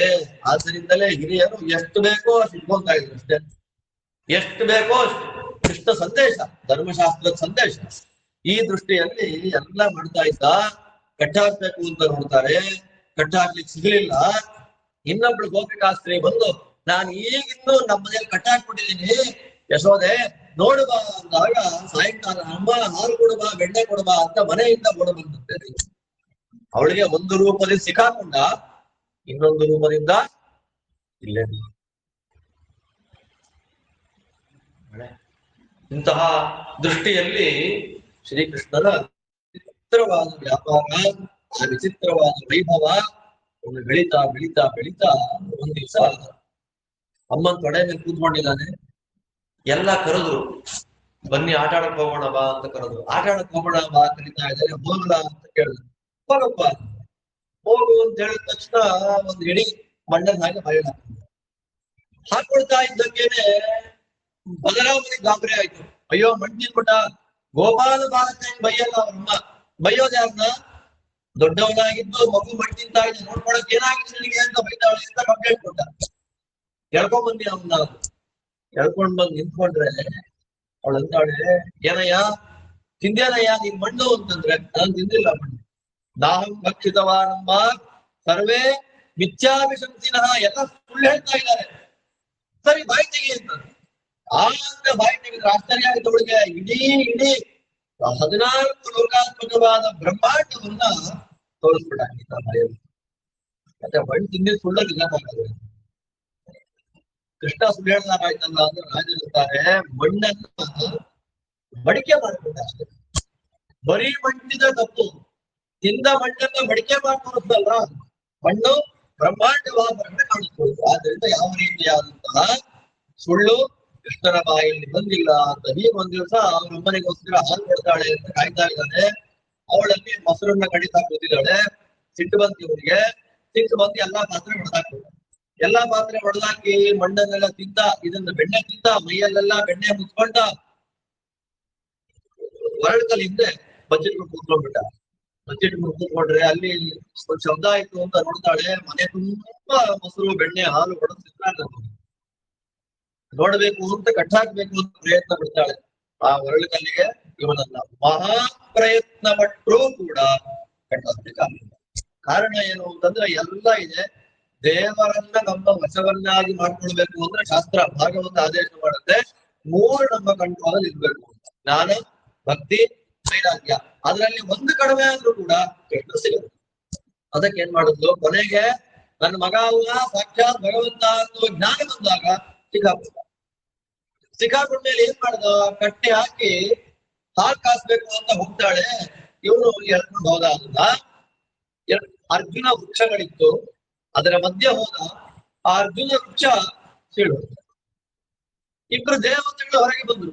ಆ ದೇವತೆಗಳು ಯಾರು ಅಂದ್ರೆ ಶಿವನ ಭಕ್ತರು, ರುದ್ರಸ್ಯಾನುಚರವು. ಬರೀ ಭಕ್ತರು ಮಾತ್ರ ಅಲ್ಲ, ಶಿವನ ಪರಿವಾರದವರು, ಶಿವನ ಮನೆಯಲ್ಲಿ ಕೆಲಸ ಮಾಡತಕ್ಕಂತಹ ವ್ಯಕ್ತಿಗಳು, ಕುಬೇರನ ಮಕ್ಕಳು. 2 ಅಹಂಕಾರಕ್ಕೆ ಪ್ರಧಾನವಾದ ಕಾರಣ. ನಾನೇನ್ ತಪ್ಪು ಮಾಡ್ಲಿ, ರಕ್ಷಣೆ ಮಾಡ್ಲಿಕ್ಕೆ ಶಿವ ಇದ್ದಾನೆ. ಅದಕ್ಕೂ ಮೀರ್ತು ಅಂದ್ರೆ ಇನ್ನೂ ವಿಶೇಷವಾಗಿ ನಮ್ಮಪ್ಪ ಇದ್ದಾನೆ. ನಾವ್ ಆಡಿದ್ದೇ ಆಟ. ಯಾವ ತೀರ್ಥಗಳಲ್ಲಿ ಜ್ಞಾನಿಗಳು ಸ್ನಾನ ಮಾಡಿ ಜಪಾದಿಗಳನ್ನ ಮಾಡ್ತಾರೋ, ಮಂದಾಕಿನಿ ನದಿ, ಅಂತಹ ಮಂದಾಕಿನಿ ನದಿಯ ತೀರದಲ್ಲಿ ಬೆತ್ತಲೆಯಾಗಿ ಸ್ನಾನ ಮಾಡ್ತಾರೆ. ತೀರ್ಥ ಮಂದಾಕಿನಿ ತೀರ್ಥ. ಯಾಕೆ? ಕಾಪಾಡ್ಲಿಕ್ಕೆ ಶಿವ ಇದ್ದಾನೆ, ಹಬ್ಬ ದಕ್ಷಿಣೆ ಕೊಡ್ಲಿಕ್ಕಿದ್ದಾನೆ. ನನ್ಗೆ ಯಾರು ಹಿಡಿಯೋರು? ನಾರದರು ಬಂದ್ರು. ನಾರದರು ಬಂದಾಗ ಅಲ್ಲಿದ್ದ ಅಪ್ಸರೆ ಹೆಣ್ಮಕ್ಳೆಲ್ಲ ಮೈಗೆಲ್ಲ ಬಟ್ಟೆ ಹಾಕೊಂಡ್ಬಿಟ್ರು. ಇವ್ರು ಕುಡಿದು ಬಿಟ್ಟಿದ್ದಾರೆ, ಹೇಳ್ತಾ ಇದ್ದಾರೆ. ನಾರದರು ಬಂದಿದ್ದೇ ಗೊತ್ತಾಗ್ಲಿಲ್ಲ. ದೇವರ ಮಾಯ ಎಷ್ಟು ಸಾತ್ವಿಕ, ಸಾಮಾನ್ಯರಲ್ಲ. ಶಿವನ ಮನೆಯಲ್ಲಿ ಓಡಾಡುವಂತಹ ವ್ಯಕ್ತಿಗಳು, ದಿಕ್ಪಾಲಕನಾದ ಮಹಾನ್ ಭಾವನಾದ ಕುಬೇರನ ಮಕ್ಕಳು ತಪ್ಪು ಮಾಡಿದ್ರು. ತಪ್ಪು ಮಾಡಿದಾಗ ಆ ಮದ, ಮದ್ಯಪಾನದಿಂದ ಬಂದ ಮದ ಅವರ ಕಣ್ಣನ್ನು ಮುಚ್ಚಿಬಿಡ್ತು. ನಾರದರು ಎದುರಿಗಿದ್ದಾರೆ. ನಾರದರು ಸುತ್ತ ಕುಣಿತಾ ಇದ್ದಾರೆ. ನಾರದರು ಯಾರು, ನಾರದರ ಯೋಗ್ಯತೆ ಏನು, ಎಲ್ಲ ಮನಸ್ಬಿಟ್ಟ ದೇವರು ಮದ್ಯಪಾನ ಮಾಡಿಸಿ ಶಾಪ ಕೊಟ್ರು. ಏನ್ರಯ್ಯ, ತೀರ್ಥದಲ್ಲಿ ಹೇಗಿರ್ಬೇಕು, ಕ್ಷೇತ್ರದಲ್ಲಿ ಹೇಗಿರ್ಬೇಕು, ಜ್ಞಾನಿ ಬಂದ ಹೇಗಿರ್ಬೇಕು ನಿಮಗೆ ಗೊತ್ತಿಲ್ಲ ಅಲ್ವಾ? ನಗ್ನರಾಗಿ ಕುಡಿತಾ ಇದ್ದೀರಲ್ವಾ? 1000 ವರ್ಷ ನಗ್ನರಾಗಿ ಬಿದ್ದೋಗ್ರಿ ನೀವು. ಮರ ಅರ್ಜುನ ವೃಕ್ಷ, ಒಂದು ನೆರಳಿಲ್ಲ, ಒಂದು ಹಣ್ಣಿಲ್ಲ, ಒಂದು ಹೂವಿಲ್ಲ, ಒಂದು ಕಾಯಿಲ್ಲ. ಹೋಗ್ಬಿಟ್ಟು ಬೆಳೆದಿರತ್ತಷ್ಟೇ. 3 ಕಾಸಿಗೆ ಪ್ರಯೋಜನ ಇಲ್ಲ. ನೋಡಿ, ಜ್ಞಾನಿಗಳಿಗೆ ಅಪಚಾರ ಮಾಡಿದ್ರೆ ಏನಾಗುತ್ತೆ? ಸ್ಪಷ್ಟ ನಿದರ್ಶನ ಇದೆ. ಸ್ವಾಮಿ ಕಾಪಾಡಬೇಕು ಅಂತ ಶಾಪ ಬಂದ ಮೇಲೆ ಪ್ರಾರ್ಥನೆ ಮಾಡಿದಾಗ ಕೇಳ್ತಾರೆ, ಕೃಷ್ಣಾವತಾರದಲ್ಲಿ ಉದ್ಧಾರ ಆಗ್ತೀರ ಹೋಗ್ರಿ ಅಂತ. ಅವರೇ ನಳಕೂಬರ, ಮಣಿಗ್ರೀವ, ಅವರಿಬ್ಬರನ್ನ ಉದ್ಧಾರ ಮಾಡಿ ಕೃಷ್ಣ ಅಂತಾನೆ ಸಾಧೂನಾಂ ಸಮಚಿತ್ತಾನಾಂ ಸುತರಾಂ ಮತ್ಕೃತಾತ್ಮನಾಂ. 25 ಮಾತು ಹೇಳ್ತಾನೆ ಕೃಷ್ಣ. ನನ್ನನ್ನು ಬೇಕಾದ ದ್ವೇಷ ಮಾಡ್ರಪ್ಪ, ನನ್ನನ್ನು ಬೈರೋ, ನನ್ನ ಭಕ್ತರ ಬಗ್ಗೆ ಮಾತಾಡ್ಲಿಕ್ಕೆ ಹೋಗ್ಬೇಡಿ, ಜ್ಞಾನಿಗಳ ಬಗ್ಗೆ ಅಪವಾದ ಅಪಚಾರಗಳನ್ನು ಮಾತಾಡ್ಬೇಡಿ ನೀವು ಅಂತ. ಅವರ ದರ್ಶನ ಮಾಡಿಬಿಟ್ರೆ ಪಾಪನಾಶ ಆಗುತ್ತೆ. ಬೇಡ, ಈ ಉದ್ಧಾರ ಆಗಲಿ ಕಳ್ಕೊಂಡ ಕೃಷ್ಣ. ಇಷ್ಟೆಲ್ಲ ಆಗೋ ಹೊತ್ತಿಗೆ ಬೃಹದ್ವನ ಅಂತ ಅದೆಲ್ಲ ಗೋಕುಲ ಗೋಕುಲ ಅಂತ ಹೇಳ್ತೀವಿ. ಗೋಕುಲ ಸಾಮಾನ್ಯವಾಗಿ ಗೋಕುಲ ಎಲ್ಲಿ ಗೋವುಗಳು ವಾಸ ಮಾಡುತ್ತೋ ಅದು ಗೋಕುಲ ಅಲ್ವಾ. ಈ ಹಾಲಲ್ಲಿ ಬಂದು ಗೋವುಗಳು ಹೋದ್ರೆ ಇದನ್ನ ಹೇಗ್ ಕರಿತೀವಿ ನಾವು? ಎಲ್ಲಿದ್ರು ಬೃಹದ್ವನದಲ್ಲಿದ್ರು. ಆ ಗೋಕುಲದ ಜಾಗ ಯಾವುದು? ಬೃಹದ್ವನ. ಆ ಪ್ರದೇಶಕ್ಕೆ ಹೆಸರೇನು? ಬೃಹದ್ವನ. ಅಲ್ಲಿದ್ರು.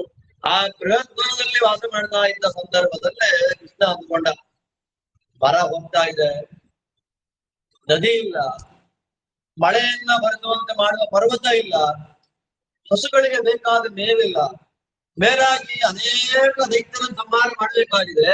ಅದಕ್ಕೆ ನಾನು ಇಲ್ಲಿರೋದು ಬೇಡ ಅಂತ ನಿರ್ಣಯ ಮಾಡಿಕೊಂಡು ಅವನ ಕೂದಲಿನ ಸಂಧಿಗಳಿಂದ ತೋಳಗಳನ್ನ, ನರಿಗಳನ್ನ, ಹುಲಿಸಿಂಹಗಳನ್ನ ಸೃಷ್ಟಿ ಮಾಡಿಬಿಟ್ಟ. ಅದರಲ್ಲೆಲ್ಲ ಶಂಕಾಚಕ್ರಗಳಿದ್ದಾಗ್ತಂತೆ, ಜೀವತ್ಸಗಳಿದ್ದಂತೆ. ಹರಿವಂಶರು ಹೇಳ್ತಾರೆ, ದೇವ್ರೆ ಯಾರಿಗೂ ಕೊಲ್ಲಿಲ್ಲ, ಹೆದರ್ಸ್ಬಿಟ್ಟ. ಹೆದರ್ಕೊಂಡ್ಬಿಟ್ರು. ನಾವಿ ಇಲ್ಲಿರೋ ಬೆಳಪ ಹೊರಟರು. ಎಲ್ಲೋಗೋಣ? ದನಗಳಿಗೆ ಏನ್ ಬೇಕು? ಮುಖ್ಯವಾಗಿ ನೀರು ಬೇಕು, ಒಳ್ಳೆ ಹುಲ್ಲುಗಾಲು ಬೇಕು, ಯಮುನಾ ತೀರ ವೃಂದಾವನ ಕೊಂಡೋಗೋಣ ಅಂತ ಅವರೆಲ್ಲ ಏನ್ ಪ್ಲಾನ್ ಮಾಡ್ಕೊಂಡ್ರು? ಬೃಹದ್ವನ ಗೋಕುಲದಿಂದ ವೃಂದಾವನಕ್ಕೆ ಹೋದ್ರು. ಎಲ್ಲ ಗಾಡಿಗಳನ್ನು ಕಟ್ಕೊಂಡು ವೃಂದಾವನಕ್ಕೆ ಹೋದ್ರು. ಆ ವೃಂದಾವನದಲ್ಲಿ ಪರಮ ಸುಂದರವಾದಂತಹ ಜಾಗ. ಎಷ್ಟು ಲಕ್ಷಣವಾಗಿದೆ ಆ ಪ್ರದೇಶ ಅಂದ್ರೆ, ಇವತ್ತು ನೀವು ವೃಂದಾವನಕ್ಕೆ ಹೋಗ್ಬಿಟ್ರೆ ಎಲ್ಲ ಬಿಲ್ಡಿಂಗ್ಗಳು. ಆ ಕೃಷ್ಣ ಆಟ ಆಡಿದ ಜಾಗ ಇದು ಅಂತ ಒಂದು ಬಿಲ್ಡಿಂಗ್ ಕಟ್ಟಿ ಹೋಗ್ಬಿಡ್ತಾರೆ. ಅಲ್ಲಿ ಭಾಗವತದಲ್ಲಿ ವರ್ಣನೆ ಮಾಡಿದ ವೃಂದಾವನಕ್ಕೂ ಈಗಿರೋ ವೃಂದಾವನಕ್ಕೂ ಏನು ಸಂಬಂಧ ಇಲ್ಲ. ಹಾಗೆ ನಾವೆಲ್ಲ ಹಾಗೆ ನಮ್ಮ ಅಭಿವೃದ್ಧಿಗಳು ಆಗ್ತವೆ. ಈ ದೃಷ್ಟಿಯಲ್ಲಿ ವೃಂದಾವನಕ್ಕೆ ಹೋಗ್ತಾರೆ ಕೃಷ್ಣ. ಅಲ್ಲಿದ್ದ ಮರಗಳು, ಗಿಡಗಳು, ಬಳ್ಳಿಗಳು ಎಲ್ಲ ಬಂದ್ಬಿಡ್ತಂತೆ. ಕೃಷ್ಣ ಬಂದಿದ್ದು ನೋಡಿ ನಮ್ಮನ್ನ ಉದ್ಧಾರ ಮಾಡಬೇಕು, ವಿಹಾರ ಮಾಡ್ಲಿಕ್ಕಾಗಿ ಬಂದ ದೇವರು ಅಂತ ಮರಗಿಡಗಳಿಗೆಲ್ಲ ಸಂತೋಷ ಆದ್ಮೇಲೆ ಋಷಿಮಗಳಿಗೆ ಸಂತೋಷ ಆಗಿದೆ ಅಂತ ಇಂತಹ ಸಂದರ್ಭದಲ್ಲೇ ಪ್ರವೇಶ ಮಾಡಿದ್ದಾನೆ. ಅಲ್ಲಿ ಶ್ರೀರಾಮ ಅಂತ ಅವನು ಫ್ರೆಂಡ್ ನೋಡಿ, ಬೇಕಾದಷ್ಟು ಗೋಪಾಲಕರಿದ್ದಾರೆ. ಅದರಲ್ಲಿ ಬಲರಾಮ ಕೃಷ್ಣ ಇಬ್ಬರಿಗೂ ಫ್ರೆಂಡ್ ಆಗಿದ್ದಂತ ಒಬ್ಬ ಗೋಪಾಲ ಶ್ರೀರಾಮ. ಅವನಂದ, ಕೃಷ್ಣ ಈ ವೃಂದಾವನದ ಹತ್ತಿರದಲ್ಲೇ ಒಂದು ತಾಳೆ ಮರದ ತೋಟ ಇದೆ. ತಾಳೆ ಮರ, ಒಳ್ಳೆ ತಾಳೆ ಹಣ್ಣಿದ್ಯಪ್ಪ, ಅದರಲ್ಲಿ ತಿನ್ಬೇಕು ಅಂತ ಆಸೆ. ರಾಕ್ಷಸ ಸೇರ್ಕೊಂಡಿದ್ದಾನೆ ಅಂತ ಎಲ್ಲ ಮಾತಾಡ್ತಾರೆ. ಏನಾದ್ರೂ ಮಾಡಿ ಅದನ್ನ ಬಿಡಿಸ್ಬೇಕಲ್ಲ ಅಂತ ನೋಡಿದ್ದಕ್ಕೆ ಬನ್ನಿ ಹೋಗೋಣ. ಎಲ್ಲ ಕಲ್ಲು ಹೊಡೆದು ಹಣ್ಣು ಬಿಡಿಸ್ತಾ ಇದ್ದಾರೆ. ಅಷ್ಟರಲ್ಲಿ ಒಬ್ಬ ದೈತ್ಯ ಬಂದ, ಕತ್ತೆಯ ರೂಪದ ದೈತ್ಯ. ಅವನ ಹೆಸರೇನು? ಭೇರುಕಾಸುರ. ಸಂಹಾರ ಮಾಡಿದ. ಸಂಹಾರ ಮಾಡಿ ಆ ಕತ್ತೆಗಳು ಬಂದಾಗ ಎಲ್ಲರನ್ನ ಮಾರ್ತಿರ್ತಾರೆ. ಅವರು ಸಾಯ್ಬೇಕು, ಮರದ ಮೇಲಿಂದ ಹಣ್ಣು ಬೆಳಿಬೇಕು, ಎಲ್ಲ ತಿನ್ಬೇಕು. ಕೃಷ್ಣ ಏನ್ ಮಾಡ್ದ? ತಾವೂ ತಿಂದು ಜನಗಳಿಗೆಲ್ಲ ತಾಳೆಯ ವನ ಸಿಗಲಿ, ಎಲ್ಲ ಹಣ್ಣು ತಿನ್ಲಿ, ಎಲ್ಲ ಊಟ ಮಾಡ್ಲಿ ಅನ್ನುವಂತೆ ಭಗವಂತ ವಿಭಾಗವನ್ನು ಮಾಡ್ಕೊಂಡಿದ್ದಾರೆ. ಅಲ್ಲಿಂದ ಇನ್ನು ಮುಂದಕ್ಕೆ ಆಟ ಆಡ್ಬೇಕು ಅಂತ ತೀರ್ಮಾನ ಮಾಡ್ಕೊಂಡ್ರಲ್ಲ. ಯಮುನಾ ತೀರಕ್ಕೆ ಬೆಳಗ್ಗೆ ಬಂದ್ರೆ ಅಲ್ಲಿ ಹೆಣ್ಮಕ್ಳು ಸ್ನಾನ ಮಾಡ್ತಾ ಇದ್ದಾರೆ. ನೀವೆಲ್ಲ ಹೊರಟೋಗ್ಲಿ, ನಮ್ ಸ್ವಲ್ಪ ಕೆಲಸ ಇದೆ, ನಾವು ಬರ್ತೀನಿ ಅಂತ. ಸರಿ, ಏನ್ ಕೆಲಸ ಅಂದ್ರೆ ಅವರೆಲ್ಲ ಕಾತ್ಯಾಯನಿ ವ್ರತ ಅಂತ ಮಾಡ್ತಾರೆ. ಏನ್ ಕಾತ್ಯಾಯನಿ ವ್ರತ ಅಂದ್ರೆ ದೇವಿಯನ್ನ ಪೂಜೆ ಮಾಡೋದು. ಏನಕ್ಕೆ? ಕೃಷ್ಣನೇ ಗಂಡನಾಗಿ ಬರಬೇಕು ಅಂತ ಪೂಜೆ. ಕಾತ್ಯಾಯನಿ ಮಹಾದೇವಿ ಮಹಾಯೋಗಿನ್ಯದೀಶ್ವರಿ ನಂದ ಗೋಪ ಸುಖಂ ದೇವಿ ಪತಿನ್ಮೆ ಗುರು ಅಂತೆಲ್ಲ ಮಂತ್ರ ಇದೆ. ಆ ಕಾತ್ಯಾಯನಿ ವ್ರತವನ್ನು ಮಾಡ್ತಾ ದೇವರ ವ್ರತವನ್ನ ಮಾಡುವಾಗ ನದಿ ತೀರ್ಥದಲ್ಲಿ ಬಟ್ಟೆಯಿಂದ ಸ್ನಾನ ಮಾಡ್ತಿದ್ರು. ಅವರಿಗೆ ಪಾಠ ಕೊಡಬೇಕು. ಸ್ನಾನ ಮಾಡುವಾಗ ನಗ್ನರಾಗಿ ಸ್ನಾನ ಮಾಡಬಾರದು ಅನ್ನೋದನ್ನು ಭಗವಂತ ಪಾಠ ಮಾಡಬೇಕಾಗಿತ್ತು. ದೊಡ್ಡ ಬಟ್ಟೆ ಹಾಕೊಂಡು ಸ್ನಾನ ಆಯ್ತು, ನೋಡ್ತಾರೆ ವಸ್ತ್ರಗಳೇ ಇಲ್ಲ. ಅವನು ಮರದ ಮೇಲೆ ಕೂತಿದ್ದಾನೆ. ಕೈ ಮುಗಿದು ಪ್ರಾರ್ಥನೆ ಮಾಡ್ಲಿ ಎಂದ. ಅವಮಾನ ಆಗುತ್ತೆ ಅಂದ್ರು. ಅಂತರ್ಯಾಮಿ ದೇವರು ಹೇಳಿ ಅವಮಾನ ಅಂತಂದಾಗ ಕೈ ತಲೆ ಮೇಲೆ ನಮಸ್ಕಾರ ಮಾಡ್ತಾರೆ. ಒಳ್ಳೆ ಕಾಲ ಬರ್ಲಿ, ಉದ್ಧಾರ ಮಾಡ್ತೀನಿ ಅಂತ. ಆಗ ಬಂದದ್ದೇ ಮಳೆಗಾಲ. ಆ ಮಳೆಗಾಲ ಎಲ್ಲ ಆದ್ಮೇಲೆ ಮತ್ತೆ ಆಟ ಆಡ್ಬೇಕು ಅಂತ ಬಂದಿದ್ದಾರೆ. ಆಟ ಆಡ್ಬೇಕು ಅಂತ ಬಂದಾಗ ಏನ್ ಆಟ ಆಡ್ಬೇಕು? ಆಟ ಆಡೋದೇನು? ಗೋಪಾಲಕರೆಲ್ಲ ಒಬ್ಬ ರಾಜ ಅಂತೆ, ಒಬ್ಬ ಮಂತ್ರಿ ಅಂತೆ, ಒಬ್ಬ ಅಡಿಗೆ ಅಂತೆ ಎಲ್ಲ ಆಟ ಆಡ್ತಿದ್ದಾರೆ. ಶ್ರೀರಾಮ ಪ್ಲಾನ್ ಕೊಟ್ಟ, ಯಾರು ಸೋಲ್ತಾರೆ ಅವ್ರು ಗೆದ್ದವರನ್ನ ಬೆನ್ನ ಮೇಲೆ ಕೂರಿಸ್ಕೊಂಡು ಓಡಬೇಕು. ಎಲ್ಲಿ ತನಕ ಓಡಬೇಕು ಅಂದ್ರೆ ನಾನಿರೋ ಜಾಗದಿಂದ ಅಲ್ಲೊಂದು ವಟ ವೃಕ್ಷ ಇದೆ, ವಟ ಆಲದ ಮರ, ಅಲ್ಲಿ ತನಕ ಹೋಗ್ಬೇಕು. ಭಾಗವತದಲ್ಲಿ ಆ ಆಲದ ಮರಕ್ಕೆ ಒಂದು ಹೆಸರು ಕೊಟ್ಟಿದ್ದಾರೆ, ಭಾಂಡೀರಕ ಅಂತ. ಭಾಂಡೀರಕ ತುಂಬಾ ದೊಡ್ಡದು, ಕೊಪ್ಪರಿಗೆ ಅಂತ ಇತ್ತು ಆ ಆಲದ ಮರ. ಇಲ್ಲಿಂದ ಭಾಂಡೀರಕ ತನಕ ಓಡಬೇಕು. ಯಾರು ಅಷ್ಟು ಓಡ್ತಾರೆ ಅವ್ರಿಗೆ ಹಾಗೆ. ಸೋತವ್ರು ಏನ್ ಮಾಡ್ಬೇಕು, ಗೆದ್ದವ್ರನ್ನ ಮೈ ಮೇಲೆ ಕೂಡಿಸ್ಕೊಂಡು ಹೋಗ್ಬೇಕು. ಭಾಗವತ ಒಂದು ಮಾತು ಹೇಳುತ್ತೆ, ಕೃಷ್ಣ ಸೋತೋದ. ಕೃಷ್ಣ ಯಾವತ್ತಾರು ಸೋಲೋದಿದ್ಯಾ? ಕೃಷ್ಣ ಸೋತೋದ ಅಂತ ಹೇಳ್ತಾರೆ. ಸೋತ ಕೃಷ್ಣ ಏನ್ ಮಾಡ್ದ, ಶ್ರೀರಾಮನನ್ನ ಹೆಗಲಿನಲ್ಲಿ ಕೂರಿಸ್ಕೊಂಡ. ಇನ್ನೊಬ್ಬ ಗೋಪಾಲಕರ ವೇಷ ಹಾಕೊಂಡು ಒಬ್ಬ ರಾಕ್ಷಸ ಬಂದಿದ್ದ, ಅವನು ಯಾರು, ಪ್ರಲಂಬ. ಅವನು ಬಲರಾಮನನ್ನ ಒತ್ಕೊಂಡ. ಅದಕ್ಕೆ ನಿರ್ಣಯ ಏನ್ ಮಾಡ್ಬೇಕು ನಾವು ಅಂತಂದ್ರೆ, ಶಾಸ್ತ್ರದಲ್ಲಿ ಅನಿರುಕ್ತ ದೇವತೆಗಳು ಅಂತ 6 ಜನ ಇದ್ದಾರೆ. ಆ ಅನಿರುಕ್ತ ದೇವತೆಗಳ ಮಹಿಮೆಯನ್ನ ವಿರುದ್ಧ ಮಾಡಿ ಉಲ್ಟಾ ಮಾಡಿ ಹೇಳಿದಾಗ ಅದನ್ನು ಹಾಕಿ ತಗೋಬಾರ್ದು. ಏನದು, ಕೃಷ್ಣ ಶ್ರೀರಾಮನನ್ನು ಹೊತ್ಕೊಂಡ ಅಂತಂದ್ರೆ ಉಲ್ಟಾ ಮಾಡ್ಬೇಕು. ಶ್ರೀರಾಮ ಯಾಕೆ ಅಂದ್ರೆ ಅನಿರುಕ್ತ ದೇವತೆಗಳ ಬಗ್ಗೆ ವಿರುದ್ಧವಾಗಿ ಚಿಂತನೆ ಮಾಡಬಾರ್ದು. ಅನಿರುಕ್ತ ಅಂದ್ರೆ ಇವ್ರ ಬಗ್ಗೆ ಹೀಗೆ ಅಂತ ಹೇಳಕ್ ಆಗಲ್ಲ. ಆದ್ದರಿಂದ ವಿಷ್ಣು, ಬ್ರಹ್ಮ, ವಾಯು, ಲಕ್ಷ್ಮಿ, ಸರಸ್ವತಿ, ಭಾರತಿ ಈ 6 ಜನಗಳನ್ನ ಅನಿರುಕ್ತ ದೇವತೆಗಳು ಅಂತ ಕರೀತಾರೆ. ಇವ್ರ ಬಗ್ಗೆ, ದ್ರೌಪದಿಯ ಬಗ್ಗೆ 5 ಜನ ಗಂಡಂದ್ರವಳಿಗೆ ಅಂತ ಗೊತ್ತಿಲ್ಲದೆ ಮಾತಾಡ್ಬಿಟ್ರೆ ಅಪರಾಧ ಆಗುತ್ತೆ. ಸರಸ್ವತಿ ದೇವಿ ಬಗ್ಗೆ, ಭಾರತಿ ಬಗ್ಗೆ, ಲಕ್ಷ್ಮೀ ದೇವಿ ಬಗ್ಗೆ, ವಾಯುದೇವರ ಬಗ್ಗೆ, ಬ್ರಹ್ಮದೇವರ ಬಗ್ಗೆ, ನಾರಾಯಣನ ಬಗ್ಗೆ ವಿರುದ್ಧವಾದ ಚಿಂತನೆಯನ್ನ, ಕಲ್ಪನೆಯನ್ನ ಮಾಡಬಾರದು. ಇಲ್ಲಿ ವಿರುದ್ಧ ಮಾಡ್ತಾ ಇದೆ ಅಂದ್ರೆ ಉಲ್ಟ ಮಾಡಬೇಕು. ಕೃಷ್ಣನನ್ನ ಯಾರು ಒತ್ಕೊಂಡ, ಶ್ರೀರಾಮ ಒತ್ಕೊಂಡ. ಸರಿ, ಬಲರಾಮನನ್ನ ಪ್ರಳಂಬ ಒತ್ಕೊಂಡ. ಆ ಪ್ರಳಂಬ ಬೇಕು ಅಂತ ಸೋತಿದ್ದ. ಯಾಕೆ ಅಂದ್ರೆ ಪ್ರಳಂಬ ರಾಕ್ಷಸ. ಸ್ವಲ್ಪ ದೂರ ಓಡದ ಮೇಲೆ ಅವ್ನಿಗೆ ಏನಾಗೋಯ್ತು, ಅವನ ರಾಕ್ಷಸ ರೂಪ ತಗೊಂಡ್ಬಿಟ್ಟ. ಬಲರಾಮನಿಗೆ ಭಯ ಆಗೋಯ್ತು. ಕೃಷ್ಣ ಅಂತ ಅವಾಗ ಕೃಷ್ಣ ಅವನಲ್ಲಿ ತನ್ನ ಶುಕ್ಲಕೇಶಾವೇಶವನ್ನ ಜಾಸ್ತಿ ಪ್ರಕಟ ಮಾಡಿದ್ದಕ್ಕೆ ಅವನ ತಲೆಗೆ ಹೊಡೆದು ಪ್ರಳಂಬಾಸುರನನ್ನ ಕೃಷ್ಣ ಬಲರಾಮನ ಮೂಲಕ ಸಂಹಾರ ಮಾಡಿಸ್ತಾರೆ. ಎಲ್ಲ ಸಂಹಾರ ಪ್ರಳಂಬಾಸುರನ ವಧೆ ಆಯ್ತು. ಇನ್ನೊಬ್ಬ ಬಂದ, ವತ್ಸ ಅಂತ. ವತ್ಸ ಅಂದ್ರೆ ಕರುವಿನ ರೂಪದಲ್ಲೇ ಬಂದ, ಕೃಷ್ಣದೇವನ ಕೊಲ್ಲಬೇಕು. ಅವನನ್ನ ಕೃಷ್ಣ ಕೊಂದ. ಇಷ್ಟೆಲ್ಲ ಆಗ್ತಾ ಇದೆ. ಇದೆಲ್ಲ ಆಗ್ತಾ ಇರುವಂತಹ ಸಂದರ್ಭದಲ್ಲಿ ಅಘಾಸುರ ಅಂತ ಒಬ್ಬ ಬಂದ, ಸರ್ಪ. ಇನ್ನು ಒಂದ್ ದಿವಸ ಆಟ ಆಡ್ತಾ ಇತ್ತು. ಮೊದಲೇ ಯಾರ್ಯಾರು ಶಾಪ ಕೊಟ್ಟರು ನಾನು ಪ್ರತ್ಯೇಕ ಹೇಳಲಿಕ್ಕೆ ಹೋಗೋದಿಲ್ಲ. 4 ಜನ ಅವರಿಗೆಲ್ಲರಿಗೂ ವರ ಕೊಟ್ಟಿದ್ದಾರೆ. ಯಾರು ಕೊಟ್ಟಿದ್ದಾರೆ? ಶಿವ, ಪಾರ್ವತಿ, ಸ್ಕಂದ, ವಿನಾಯಕ. ಈ 4 ದೇವತೆಗಳೇ ಎಲ್ಲ ದೈತ್ಯರಿಗೆ ವರ ಕೊಟ್ಟಿದ್ರು. ಆದ್ದರಿಂದ ನಾವು ಅವ್ರನ್ನ ಪೂಜೆ ಮಾಡಬೇಕು, ಅದ್ರನ್ನ ಜಾಗೃತಿಯಾಗಿ ಪೂಜೆ ಮಾಡಬೇಕು. ಮನಸ್ಸಿನಲ್ಲಿ ಯಾವ ಆಲೋಚನೆ ಇದೆ ಅದನ್ನು ನೋಡ್ಕೊಂಡು, ಕೆಟ್ಟ ಆಲೋಚನೆಗೂ ಶಿವನನ್ನ ಅನುಗ್ರಹ ಪಡಿಬೇಕು, ಶಿವನ ವರವನ್ನ ಪಡಿಬೇಕು ಅಂದ್ರೆ ನಾವು ತುಂಬಾ ಕಷ್ಟ ಪಡ್ಬೇಕಾಗ್ತಿಲ್ಲ. ಶತರುದ್ರಾಭಿಷೇಕವನ್ನು ಮಾಡಿಸ್ಬಿಟ್ರೆ ಸಾಕು. ಶಿವನ ತಲೆಯ ಮೇಲೆ ಶತರುದ್ರ ಮಂತ್ರಗಳ ಮೂಲಕ ನೀರು ಬೀಳ್ತಾ ಇದ್ರೆ ಸಾಕು.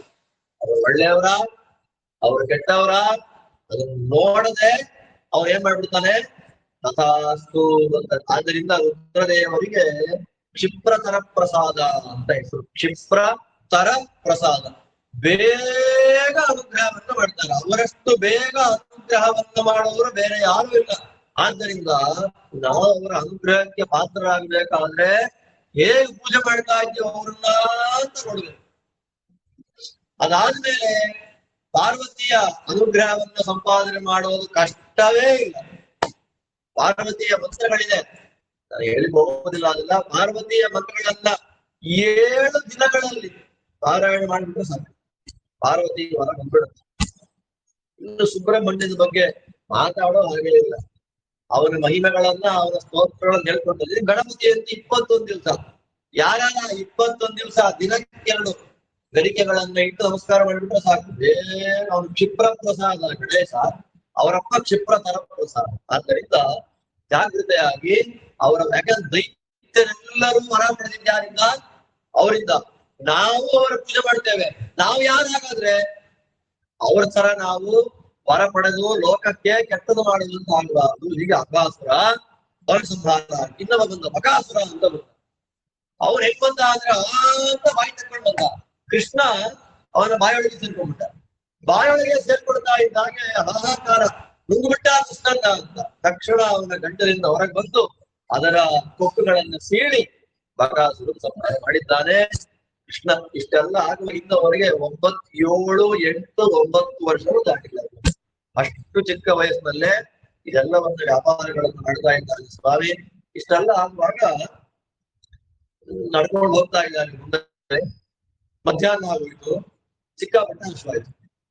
ಕೃಷ್ಣ ತುಂಬಾ ಹಶ್ವಾಗ್ತಾ ಇದೆ ಕಣಪ್ಪ ಕೃಷ್ಣ ಅಂದ.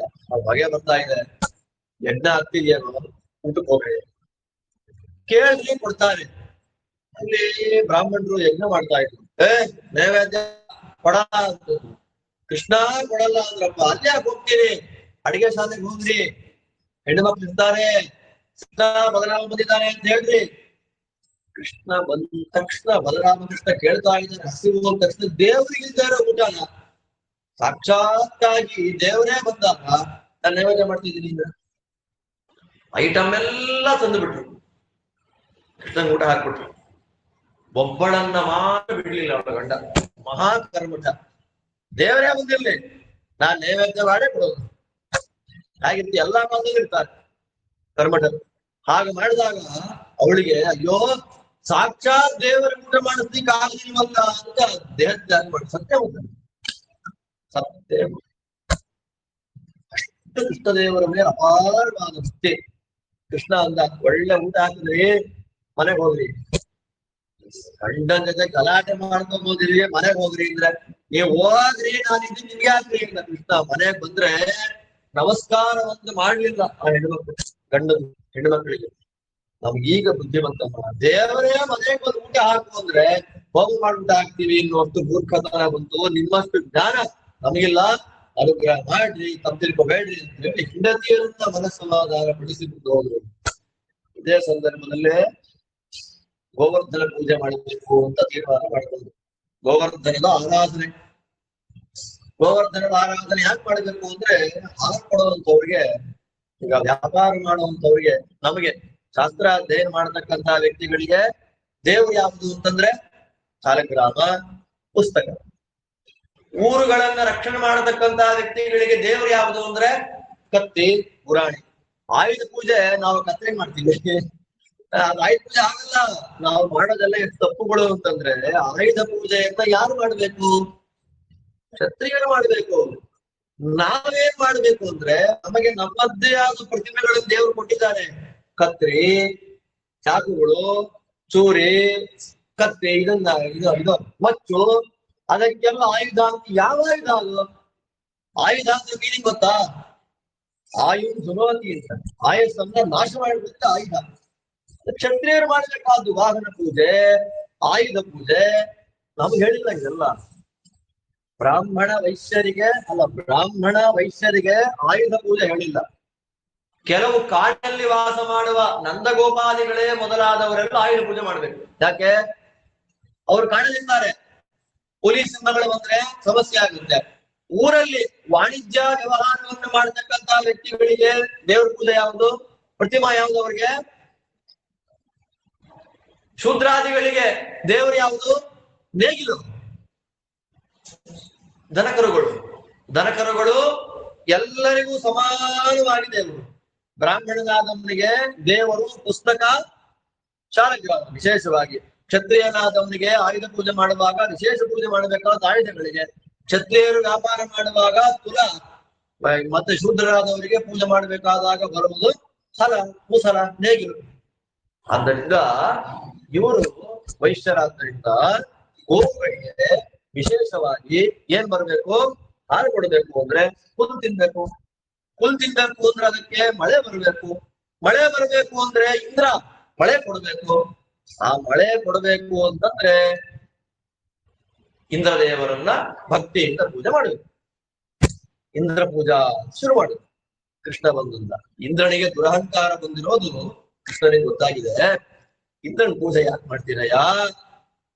ಬೆಟ್ಟ ಕಣ್ಣಿಗೆ ಕಾಣ್ತಾ ಇದೆ ನೋಡಿ, ನೋಡ್ರಿ ಮೋಡ, ಬೆಟ್ಟ ತೊಳೆಯುತ್ತೆ ಬರುತ್ತೆ.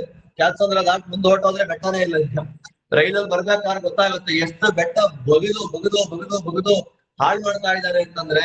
ನೆಕ್ಸ್ಟ್ ಮಳೆ ಇರಲ್ಲ, ನೀರಿರಲ್ಲ, ಏನಿರಲ್ಲ. ನಾವು ಮಾಡ್ತಿರೋ ಆಟಕ್ಕೆ ಈ 50 ವರ್ಷಕ್ಕೆ ನದಿಗಳೇ ಇರಲ್ಲ, ನದಿಗಳೇ ಇರಲ್ಲ. ಮೋಡಗಳನ್ನು ತಡೆಯುವಂತ ಬೆಟ್ಟಗಳನ್ನೇ ಕೊರಿತಾ ಜಲ್ಲಿ ಪುಡಿ ಮಾಡುವಾಗ ಏನು ಕೃಷ್ಣದೇವರು ಮಾಡೋದು ಮಾತಾಡಲ್ಲ. ಬೆಟ್ಟಕ್ಕೆ ಮಾಡ್ಲಿ ಪೂಜೆ, ಕೃಷ್ಣ ಅಲ್ವಾ ಅಂತ ಬೆಟ್ಟಕ್ಕೆ ಪೂಜೆ ಮಾಡ್ಬಿಟ್ರು. ಹಿಂದೂ ದೇವ್ರಿಗೆ ಹೋಗೋದು ಅವ್ರು ಯಾವ ಕೃಷ್ಣ ಅಂತೆ ಬೆಟ್ಟಕ್ಕೆ ಮಾಡ್ತಿದ್ದಾನೆ ಪೂಜೆ ಅಂತ ಮಳೆ ಕೊಟ್ಬಿಟ್ಟ. 1 ವಾರ ಮಳೆ, ಎಡಬಿಡದ ಸುರಿಯೋ ಮಳೆ. 1 ವಾರ ಕೃಷ್ಣ ಅಂತಂದ್ರು, ಅದೇ ಬೆಟ್ಟ ಎತ್ತಿತ್ತು. 1 ವಾರ ಎತ್ತಿಟ್ಟುಕೊಂಡ ಸ್ವಾಮಿ ಗೋವರ್ಧನ. ಗೋವರ್ಧನೋದ್ಧರಣದ ಲೀಲೆಯನ್ನು ಯಾರು ಸ್ಮರಣೆ ಅವರಿಗೆ ಬರುವ ಸಂಸಾರದ ಎಲ್ಲ ಕಷ್ಟದ ಭಾರಗಳು ಹೂವಿನಂತೆ ಮೃದುವಾಗಿರುತ್ತೆ. ಅದಕ್ಕೆ ಗೋವರ್ಧನ.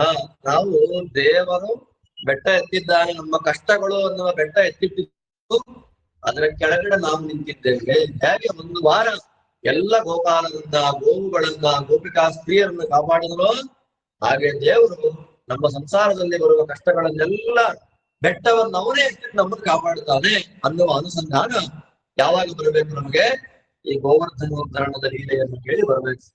ಗೋವರ್ಧನೋದ್ಧರಣ ಲೀಲೆ ಆದ್ಮೇಲೆ ಗೋಪಿಕೆಯರಿಗೆ ಕೃಷ್ಣದ ಇನ್ನೂ ಆಸಕ್ತಿ ಜಾಸ್ತಿ ಆಯ್ತು. 1 ವರ್ಷ ಆಗೋಯ್ತಾಗ್ಲೇ ಅವರು ತಪಸ್ಸು ಮಾಡಿ ಮತ್ತೊಂದು ಶರದ್ ಋತು ಬಂತು, ನವರಾತ್ರಿ ತುಂಬಿದೆ. ಅವತ್ತಿನ ದಿನ ಯಮುನಾ ನದಿಯ ಮರಳಿ ದಂಡೆಯಲ್ಲಿ ಕೃಷ್ಣ ಕೊಳಲನ್ನು ಊದ್ತಾ ಇದ್ದಾನೆ. ಕೊಳಲು ಊದುವಾಗ ಅವರೆಲ್ಲ ಮಾಡುವ ಕೆಲಸ ಗಿಲಸ ಎಲ್ಲ ಬಿಟ್ಕೊಂಡ್ಬಿಟ್ರು. ಮಧ್ಯರಾತ್ರಿ ಯಾಕೆ ಬಂದ್ರಮ್ಮ ನೀವೆಲ್ಲ?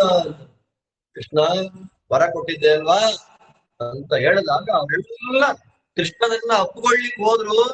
ಕೃಷ್ಣನೂ ಒಪ್ಕೊಂಡ. ದುರಹಂಕಾರ ಬಂದ, ನನ್ನ ಹತ್ರ ಬಂದ ಕೃಷ್ಣ ಅಂತ. ದುರಹಂಕಾರ ಇದ್ದಲ್ಲಿ ದೇವರಿಲ್ಲ, ಹೊರಟೆ ಹೋದ.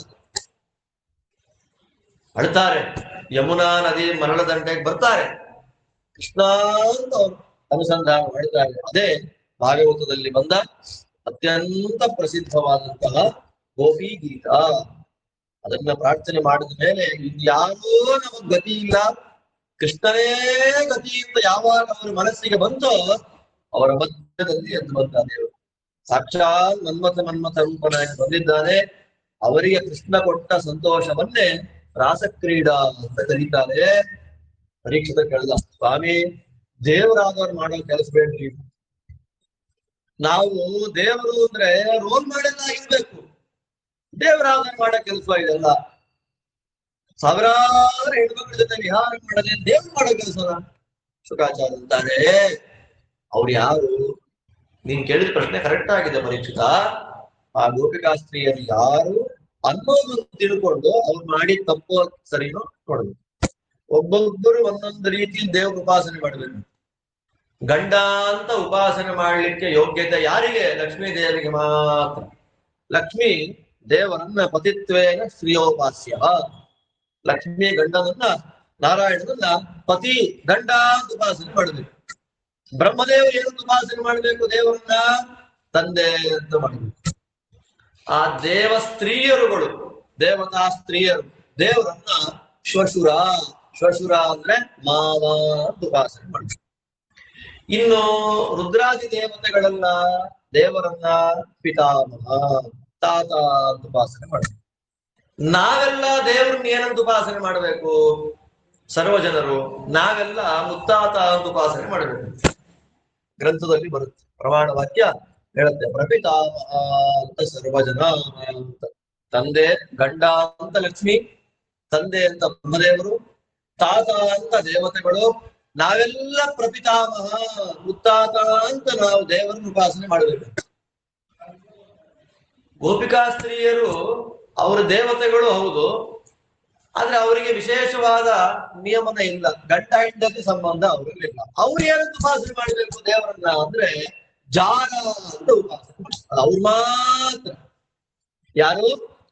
ಅಪ್ಸರಾ ಸ್ತ್ರೀಯರುಗಳೇ ಗೋಪಿಕೆಯರಾಗಿ ಬಂದಿದ್ದಲ್ವಾ, ಆ ಗೋಪಿಕಾ ಸ್ತ್ರೀಯರುಗಳು ಮಾತ್ರ ಗೋಪಿಕೆಯರು ಭಕ್ತಿ ಮಾಡ್ತಾರೆ ಅವ್ರ ಅಪ್ಸರಾ ಸ್ತ್ರೀಯರು. ಹೇಗೆ ಭಕ್ತಿ ಮಾಡಿದ್ರು ಅಂತಂದ್ರೆ ಕೆಲವರದ್ದು ಜ್ಞಾನಪೂರ್ವಕವಾಗಿ ಭಕ್ತಿ, ಕೆಲವರದ್ದು ಭಕ್ತಿಯಿಂದ ಭಕ್ತಿ. ದೇವತೆಗಳು ಭಕ್ತಿಯಿಂದ ಭಗವಂತನಲ್ಲಿ ಭಕ್ತಿ ಮಾಡುವಂಥದ್ದು, ಋಷಿ ಮುನಿಗಳು ಜ್ಞಾನದಿಂದ ಭಕ್ತಿ ಮಾಡುವಂಥದ್ದು. ನಾವು ನಮ್ಮದ್ದು ಕರ್ಮದಿಂದ ಭಕ್ತಿ. ದೇವರೇ ನಮಸ್ಕಾರ ಮಾಡದೆ ಸುಪ್ರೀತನಾಗು, ದೇವರೇ ತೀರ್ಥಯಾತ್ರೆ ಮಾಡ್ಕೊಂಡು ಕರ್ಮದಿಂದ. ಕರ್ಮ ಭಕ್ತಿಗೆ ನಮಗೆ ಮೋಕ್ಷ, ಜ್ಞಾನದಿಂದ ಭಕ್ತಿ ದೇವತೆಗಳು, ಭಕ್ತಿ ಸ್ವರೂಪರಾಗಿ ಋಷಿಗಳು, ಭಕ್ತಿ ಸ್ವರೂಪರಾಗಿ ಭಕ್ತಿ ಮಾಡತಕ್ಕಂಥವ್ರು ದೇವತೆಗಳು. ಅಪ್ಸರಾ ಸ್ತ್ರೀಯರು ದೇವರನ್ನ ಹೇಗೆ ಭಕ್ತಿ ಮಾಡಬೇಕು ಅಂದ್ರೆ ಕಾಮದ ಭಕ್ತಿ. ಗೋಪ್ಯ ಕಾಮಯುತ ಭಕ್ತ್ಯ, ಅದು ಅವರಿಗೋಸ್ಕರವೇ ದೇವರು ಕೊಟ್ಟ ಸ್ಪೆಷಲ್ ಆದ ಅನುಗ್ರಹ. ಆದ್ದರಿಂದ ಅವರು ದೇವರಿಗೆ ಏನಂತ ಉಪಾಸನೆ ಮಾಡ್ಬೇಕು? ಜಾರ ಅಂತ ಉಪಾಸನೆ ಮಾಡ್ಬೇಕು. ಲಕ್ಷ್ಮೀ ಮತ್ತು ಬ್ರಹ್ಮದೇವರಿಬ್ಬರು ದೇವರನ್ನ ಗುರು ಅಂತ ಉಪಾಸನೆ ಮಾಡ್ಬೇಕು. ರುದ್ರಾದಿ ದೇವತೆಗಳೆಲ್ಲ ಪರಮ ಗುರು ಅಂತ ಉಪಾಸನೆ ಮಾಡ್ತಾರೆ. ನಾವೆಲ್ಲರೂ ದೇವರನ್ನ ಮೂಲಭೂತ ಗುರು ಅಂತ ಉಪಾಸನೆ ಮಾಡ್ಬೇಕು. ಇದೆಲ್ಲ ಮಹಾವರಾಹ ಅಂತ ಪುರಾಣದಲ್ಲಿ ಇದೆಲ್ಲ ಉಲ್ಲೇಖ ಬರುತ್ತೆ. ಆದ್ದರಿಂದ ಇದಕ್ಕೋಸ್ಕರವೇ ಹುಟ್ಟಿ ಬಂದವರು ಗೋಪಿಕಾಸ್ತ್ರೀ. ಇದಾದ್ಮೇಲೆ ಕೃಷ್ಣ ಮತ್ಯಾವತ್ತೂ ತಲೆ ಎತ್ತಿ ನೋಡ್ಲಿಲ್ಲ ಅವ್ರನ್ನ. ಅಂದ್ರೆ ಅವರು ತಪಸ್ಸು ಮಾಡಿದ್ದು, ಅವರು ವರ ಕೇಳಿದ್ದು, ಅವರು ಒದ್ದಾಡಿದ್ದು, ಅವರು ಉಪವಾಸ ಮಾಡಿದ್ದು ರಾಸ ಕ್ರೀಡೆಗೋಸ್ಕರ ಮಾತ್ರ. ಅದಾದ ಮೇಲೆ ಕೃಷ್ಣ ಅವರು ನೋಡಿದ್ ಯಾವಾಗ ಅಂದ್ರೆ ಪ್ರಭಾಸ ಕ್ಷೇತ್ರದಲ್ಲಿ. ಕೃಷ್ಣನಿಗೆ ಅವಾಗ 105 ವರ್ಷ ಆಗಿದೆ. ಅಲ್ಲಿ ತನಕ ಗೋಕುಲಕ್ಕೆ ಬೃಂದಾವನಕ್ಕೆ ಬರ್ಲಿಲ್ಲ, ಗೋಪಿಕೆಯರನ್ನು ನೋಡ್ಲಿಲ್ಲ. ಆ ಗೋಪಿಕೆಯರಾದ್ರೂ ಮಹಾನುಭಾವರು ಹೆಂಗೆ ಅವರ ಯೋಗ್ಯತೆ ಬಗ್ಗೆ ನಾವು ಕೆಟ್ಟದಂಗೆ ಸಿನಿಮಾಗಳನ್ನು ತೋರಿಸ್ತಾರೆ, ಅಸಹ್ಯವಾಗಿ ಹೇಳ್ತಾರೆ ಗೋಪಿಕಾಸ್ತ್ರೀಯರ ಬಗ್ಗೆ. ಕೃಷ್ಣ ಅವಳ ಕೂದಲು ಎಳೆದಿದ್ದ, ಗಂಟು ಬಿಚ್ಚಿದ್ದ, ಅಷ್ಟೇ ಕ್ಲೋಸ್. ಲೈಫ್ ಲಾಂಗ್ ಕೂದಲು ಗಂಟಾಗ್ಲಿಲ್ಲ. ಸ್ನಾನಗೀನ ಮಾಡ್ತಿರ್ಲಿಲ್ವಾ ಅಂತ ನೀವು ಕೇಳ್ಬೋದು. ನಮ್ಮ ಮನಸ್ಥಿತಿಯ ಭಾವನೆಯನ್ನ ಮೀರಿದ್ದು ಗೋಪಿಕೆಯರ ಭಕ್ತಿ. ಕೃಷ್ಣ ಅವಳಿಗೆ ತಾಂಬೂಲವನ್ನ ಬಾಯಲ್ಲಿ ಇಟ್ಟಿದ್ದ ಅಷ್ಟೇ. ಆ ತಾಂಬೂಲವನ್ನ ಹಂಗೆ ಇಟ್ಕೊಂಡಿದ್ದಲ್ಲ ಬಾಯಲ್ಲಿ. ಹೆಂಗಿತ್ತು ಬಾಯಲ್ಲಿ? ತಪಸ್ವಿಗಳವರಲ್ಲ. ಕೃಷ್ಣ ಅವಳು ರಾತ್ರಿ ಹೂ ಮುಡಿದಿದ್ಲು, ಎಳೆದ ದಾರ ಮಾತ್ರ ಹಾಗೆ ಇದೆ. ಕೃಷ್ಣನನ್ನ ಅವಳು 105 ವರ್ಷದ ಮುದುಕಿ ಆದಾಗ್ಲೂ ಕೂಡ ನೋಡಿದಾಗ ದಾರ ತಲೆಗಾಗಿದೆ. ಎಂಥ ಭಕ್ತಿ! ಅವರು ಕಾಮಯುತವಾದ ಭಕ್ತಿಯನ್ನು ಮಾಡಿದ ಅವ್ರ ಬಗ್ಗೆ ಯಾವತ್ತಿಗೂ ಮನಸ್ಸಿನಲ್ಲಾಗ್ಲಿ ಕನಸಿನಲ್ಲಾಗ್ಲಿ ಕೆಟ್ಟ ಭಾವನೆ ಮಾಡ್ಕೊಳ್ಬಾರ್ದು. ದೇವರನ್ನ ಮುಟ್ಟಿದಾದ್ರು ನಮಗೆ ನೋಡೋ ಯೋಗ್ಯತೆನೇ ಇಲ್ಲ ದೇವರನ್ನ. ದೇವರನ್ನ ಮುಟ್ಟಿದವರು ದೇವರು ಮುತ್ತು ಕೊಟ್ಟಿದ್ದಾನ ತಾಯಂದರಿಗೆ. ಎಂಥ ಪುಣ್ಯ ಅವರದೆಲ್ಲ. ಅವ್ರ ಬಗ್ಗೆ ತಪ್ಪು ಕಲ್ಪನೆ ಯಾವತ್ತೂ ಮಾಡ್ಕೊಳ್ಬಾರ್ದು. ಆ ಸಂದರ್ಭದಲ್ಲೇ ಶಂಖಚೂಡಾಸುರನ ವಧೆಯನ್ನು ಮಾಡಿದ ಕೃಷ್ಣ. ಶಂಖಚೂಡನ ವಧೆ ಚಂದ್ರ ನೋಡ್ತಾ ಇದ್ದಂತೆ ಮೇಲೆ. ಕೃಷ್ಣ ರಾಸಕ್ರೀಡೆ ಆಡುವಾಗ ಬೆಳದಿಂಗಳು ವಿಶೇಷವಾಗಿ ಬಂದಿದೆ. ಯಾಕೆ? ನನ್ನ ಮನೆಯಲ್ಲಿ ಹುಟ್ಟಿದ ಒಂದು ಮಗು ಅನಂತ ರೂಪಗಳ, ಇದೊಂದು ವಿಶ್ವರೂಪ, ಇಲ್ಲಿ ಅನಂತ ರೂಪಗಳನ್ನು ತಗೊಂಡು ಕುಣಿತಾ ಇದೆ ಅಲ್ವಾ. ಚಂದ್ರನ ಕುಲದಲ್ಲಿ ಜನಿಸಿದ ದೇವಗೆ ಚಂದ್ರಿಕೆ ಎಲ್ಲವೇ ಪ್ರಿಯತಮವು ಅಂತ ವಿದ್ಯಾಪ್ರಸನ್ನ ತೀರ್ಥರು. ಆದ್ದರಿಂದ ಚಂದ್ರನ ವಂಶದಲ್ಲಿ ಬಂದ ಕೃಷ್ಣನಿಗೆ ಬೆಳದಿಂಗಳು ತುಂಬಾ ಇಷ್ಟ. ಆದ್ದರಿಂದ ಕೃಷ್ಣ ಚಂದ್ರ ಹುಟ್ಟಿದಾಗಲೇ ಅವತಾರ ಮಾಡಿದ. ಅಷ್ಟು ಪ್ರೀತಿ ಚಂದ್ರ ಅಂದ್ರೆ ದೇವರಿಗೆ. ಇಷ್ಟೆಲ್ಲ ಆದ್ಮೇಲೆ ಒಂದ್ ದಿವಸ ಬೆಳಗ್ಗೆ ದ್ವಾದಶಿ. ಎಂಥ ದ್ವಾದಶಿ ಅದು? ಸಾಧನೆ ದ್ವಾದಶಿ. ಯಾವ ಕಾಲದಲ್ಲಿ ಯಮುನೆಯಲ್ಲಿ ಸ್ನಾನ ಮಾಡಬಾರ್ದೋ ಆ ಕಾಲಕ್ಕೆ ಇಳಿದು ಬಿಟ್ಟ ನಂದಗೋಪ. 2 ಗಂಟೆಗೆ ಇಳಿದು ಬಿಟ್ಟ. ಇಳಿತಾ ಇದ್ದಾಗೆ ಅಕಾರದಲ್ಲಿ ಬಂದ್ರೆ ಯಾರನ್ನೂ ಬಿಡಲ್ಲ. ವರುಣದೇವರ ಭೃತ್ಯರು ಪಾಶ ಹಾಕಿದ್ರು ಒಳಗೆ ಎಳ್ಕೊಂಡು ಹೊರಟೋದು. ಈ 2 ಮುಳುಗಾಕ ಅರ್ಘ್ಯ ಕೊಟ್ಟು ಬರ್ತೀನಿ ಅಂತ ಮುಳುಗಿದಾನೆ, ಬರ್ಲೇ ಇಲ್ಲ. ಕೃಷ್ಣಂಗೆ ಹೇಳಿದ್ರು ಹೋಗಿ ದ್ವಾದಶಿ ಪಾಲನ ಯಾವಾಗ ಆಗುತ್ತೋ ಅಂತ ಯಮುನೆಯ ದ್ವಾರದಲ್ಲೇ ವರುಣದೇವರ ಮನೆಗೆ ಹೊರಟೋದು. ಕೃಷ್ಣ ನಿಮ್ಮಪ್ಪ ಅಂತ ಗೊತ್ತಾಗ್ಲಿಲ್ಲಪ್ಪ. ತಪ್ಪು ಮಾಡಿದವರಿಗೆ ಶಿಕ್ಷೆ ಕೊಡಬೇಕಾದ ನಮ್ಮ ಕರ್ತವ್ಯ. 1:30-2 ಗಂಟೆ ಸ್ನಾನ ಮಾಡ್ತಾ ಇದ್ದಾರೆ, ತಪ್ಪಾಯ್ತು, ಬಿಟ್ಬಿಡ್ತೀನಿ ನಿಮ್ಮ ಅಪ್ಪನ್ನ ಅಂತ ಹೇಳಿದಾಗ, ನಿಮ್ ಕೆಲಸ ನೀವು ಮಾಡಿದಿರಿ, ತುಂಬಾ ಸಂತೋಷ ಆಯ್ತು, ಹೀಗೆ ಕಂಟಿನ್ಯೂ ಮಾಡ್ಕೊಂಡು ಹೋಗ್ರಿ, ನಮ್ಮ ಅಪ್ಪನ್ ತಪ್ಪಾಗಿದೆ, ಆದ್ರೆ ದ್ವಾದಶಿ ಪರ್ವಕಾಲ ಅಂತ ಹೇಳಿ ಕರ್ಕೊಂಡು ಬಂದ್ರು. ಉದ್ಧಾರ ಆಯ್ತು. ಇಷ್ಟಾಗೋದಕ್ಕೆ ಯಮುನಾ ನದಿಯಲ್ಲಿ ವಿಷ ಬಂದಿದೆ ಅಂತ ಗೊತ್ತಾಯ್ತು ಕೃಷ್ಣದೇವರಿಗೆ. ಆ ವಿಷ ಬಂದಿದೆ ಅಂತ ಗೊತ್ತಾಗಿದೆ. ರಮಣಕ ಅಂತ ಒಂದು ದ್ವೀಪ, ಆ ರಮಣಕ ದ್ವೀಪದಲ್ಲಿ ಇವನಿದ್ದ ಕಾಲಿಯ. ಅವನು ಸಾಮಾನ್ಯ ಅಲ್ಲ ಕಾಲಿಯ. 8 ನಾಗಗಳಿವೆ. ನಾಗಗಳು ಬೇಕಾದಷ್ಟಿವೆ. ಪ್ರಧಾನವಾದ ಅಷ್ಟಕುಲ ನಾಗ ಅಂತ 8. ಆ 8ರಲ್ಲಿ ಫಸ್ಟ್ ಗ್ರೇಡ್ ಯಾರಿಗೆ? ಅನಂತ, 1000 ಎಡೆ. ವಾಸುಕಿ 750. ಅನಂತ, ವಾಸುಕಿ, 3ನೇವನು ಯಾರು? ತಕ್ಷಕ. ಈ ನೆಕ್ಸ್ಟ್ ಮುಂದಿನ ತಿಂಗಳ ಕಚ್ಚಿಸ್ಬಿಡೋಣ ಪರೀಕ್ಷಿತ ಮಹಾರಾಜನಿಗೆ. ಮೋಕ್ಷಕ್ಕೆ ಅವನೇ ಕಾರಣ. ಮಹಾನ್ ತಕ್ಷಕ ಕಚ್ಚಿಬಿಟ್ಟ ಅಂದ್ರೆ ಶೃಂಗಿಗಳು ಕೊಟ್ಟ ಶಾಪ ಎಷ್ಟು ದೊಡ್ಡದು. ಸಾವು ಆ ಹಾವಿನಿಂದ ಬಂದ್ರು, ಮಹಾಯೋಗ್ಯತೆ ಉಳ್ಳ ಹಾವಿಂದ ನಿಂಗೆ ಸಾವು ಬರಲಿ. ಆ ತಕ್ಷಕನ ಬಿಲ ಉಡುಪಿಯಲ್ಲಿದೆ. ಉಡುಪಿ ಕೃಷ್ಣ ಮಠಕ್ಕೆ ಹೋದ್ರೆ ಸುಬ್ರಹ್ಮಣ್ಯ ದೇವಸ್ಥಾನ ಅಂತ ಹೊರಡಾಕ, ಸುಬ್ರಹ್ಮಣ್ಯನ ಗುಡಿ ಅಲ್ಲ. ತಕ್ಷಕನ ಬಿಲ ವಾದಿರಾಜ ಸ್ವಾಮಿಗಳ ಕಾಲಕ್ಕೆ ಡೆಲ್ಲಿಯ ರಾಜ್ಯದವರಿಗೆ ಬೇಕಾದ ಸಂಪತ್ತು ಕೊಡ್ತಾರೆ. ನನಗೆ ಯಾವುದೋ ಬೇಡ ಅಂತ ಅದನ್ನು ತಂದು ಹಾಕ್ಬಿಟ್ರು.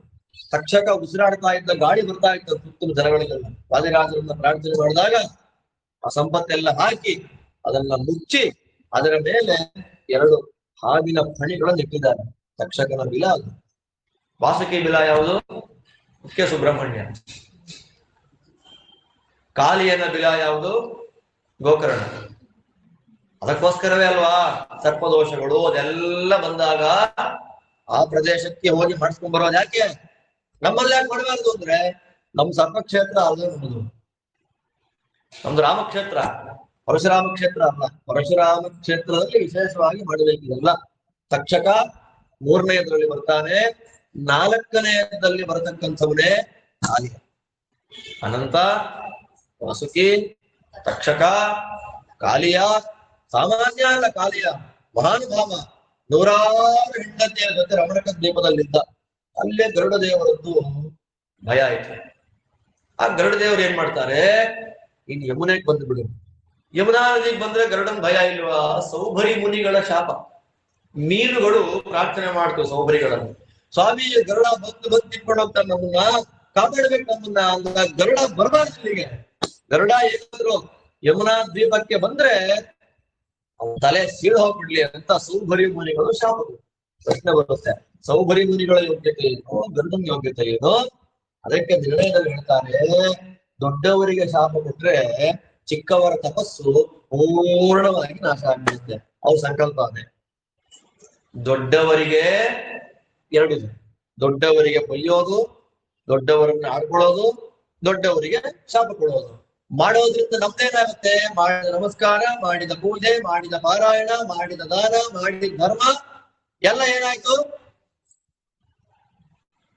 ದೇವರಿಗೆ ಅದೇ ಬೇಕು.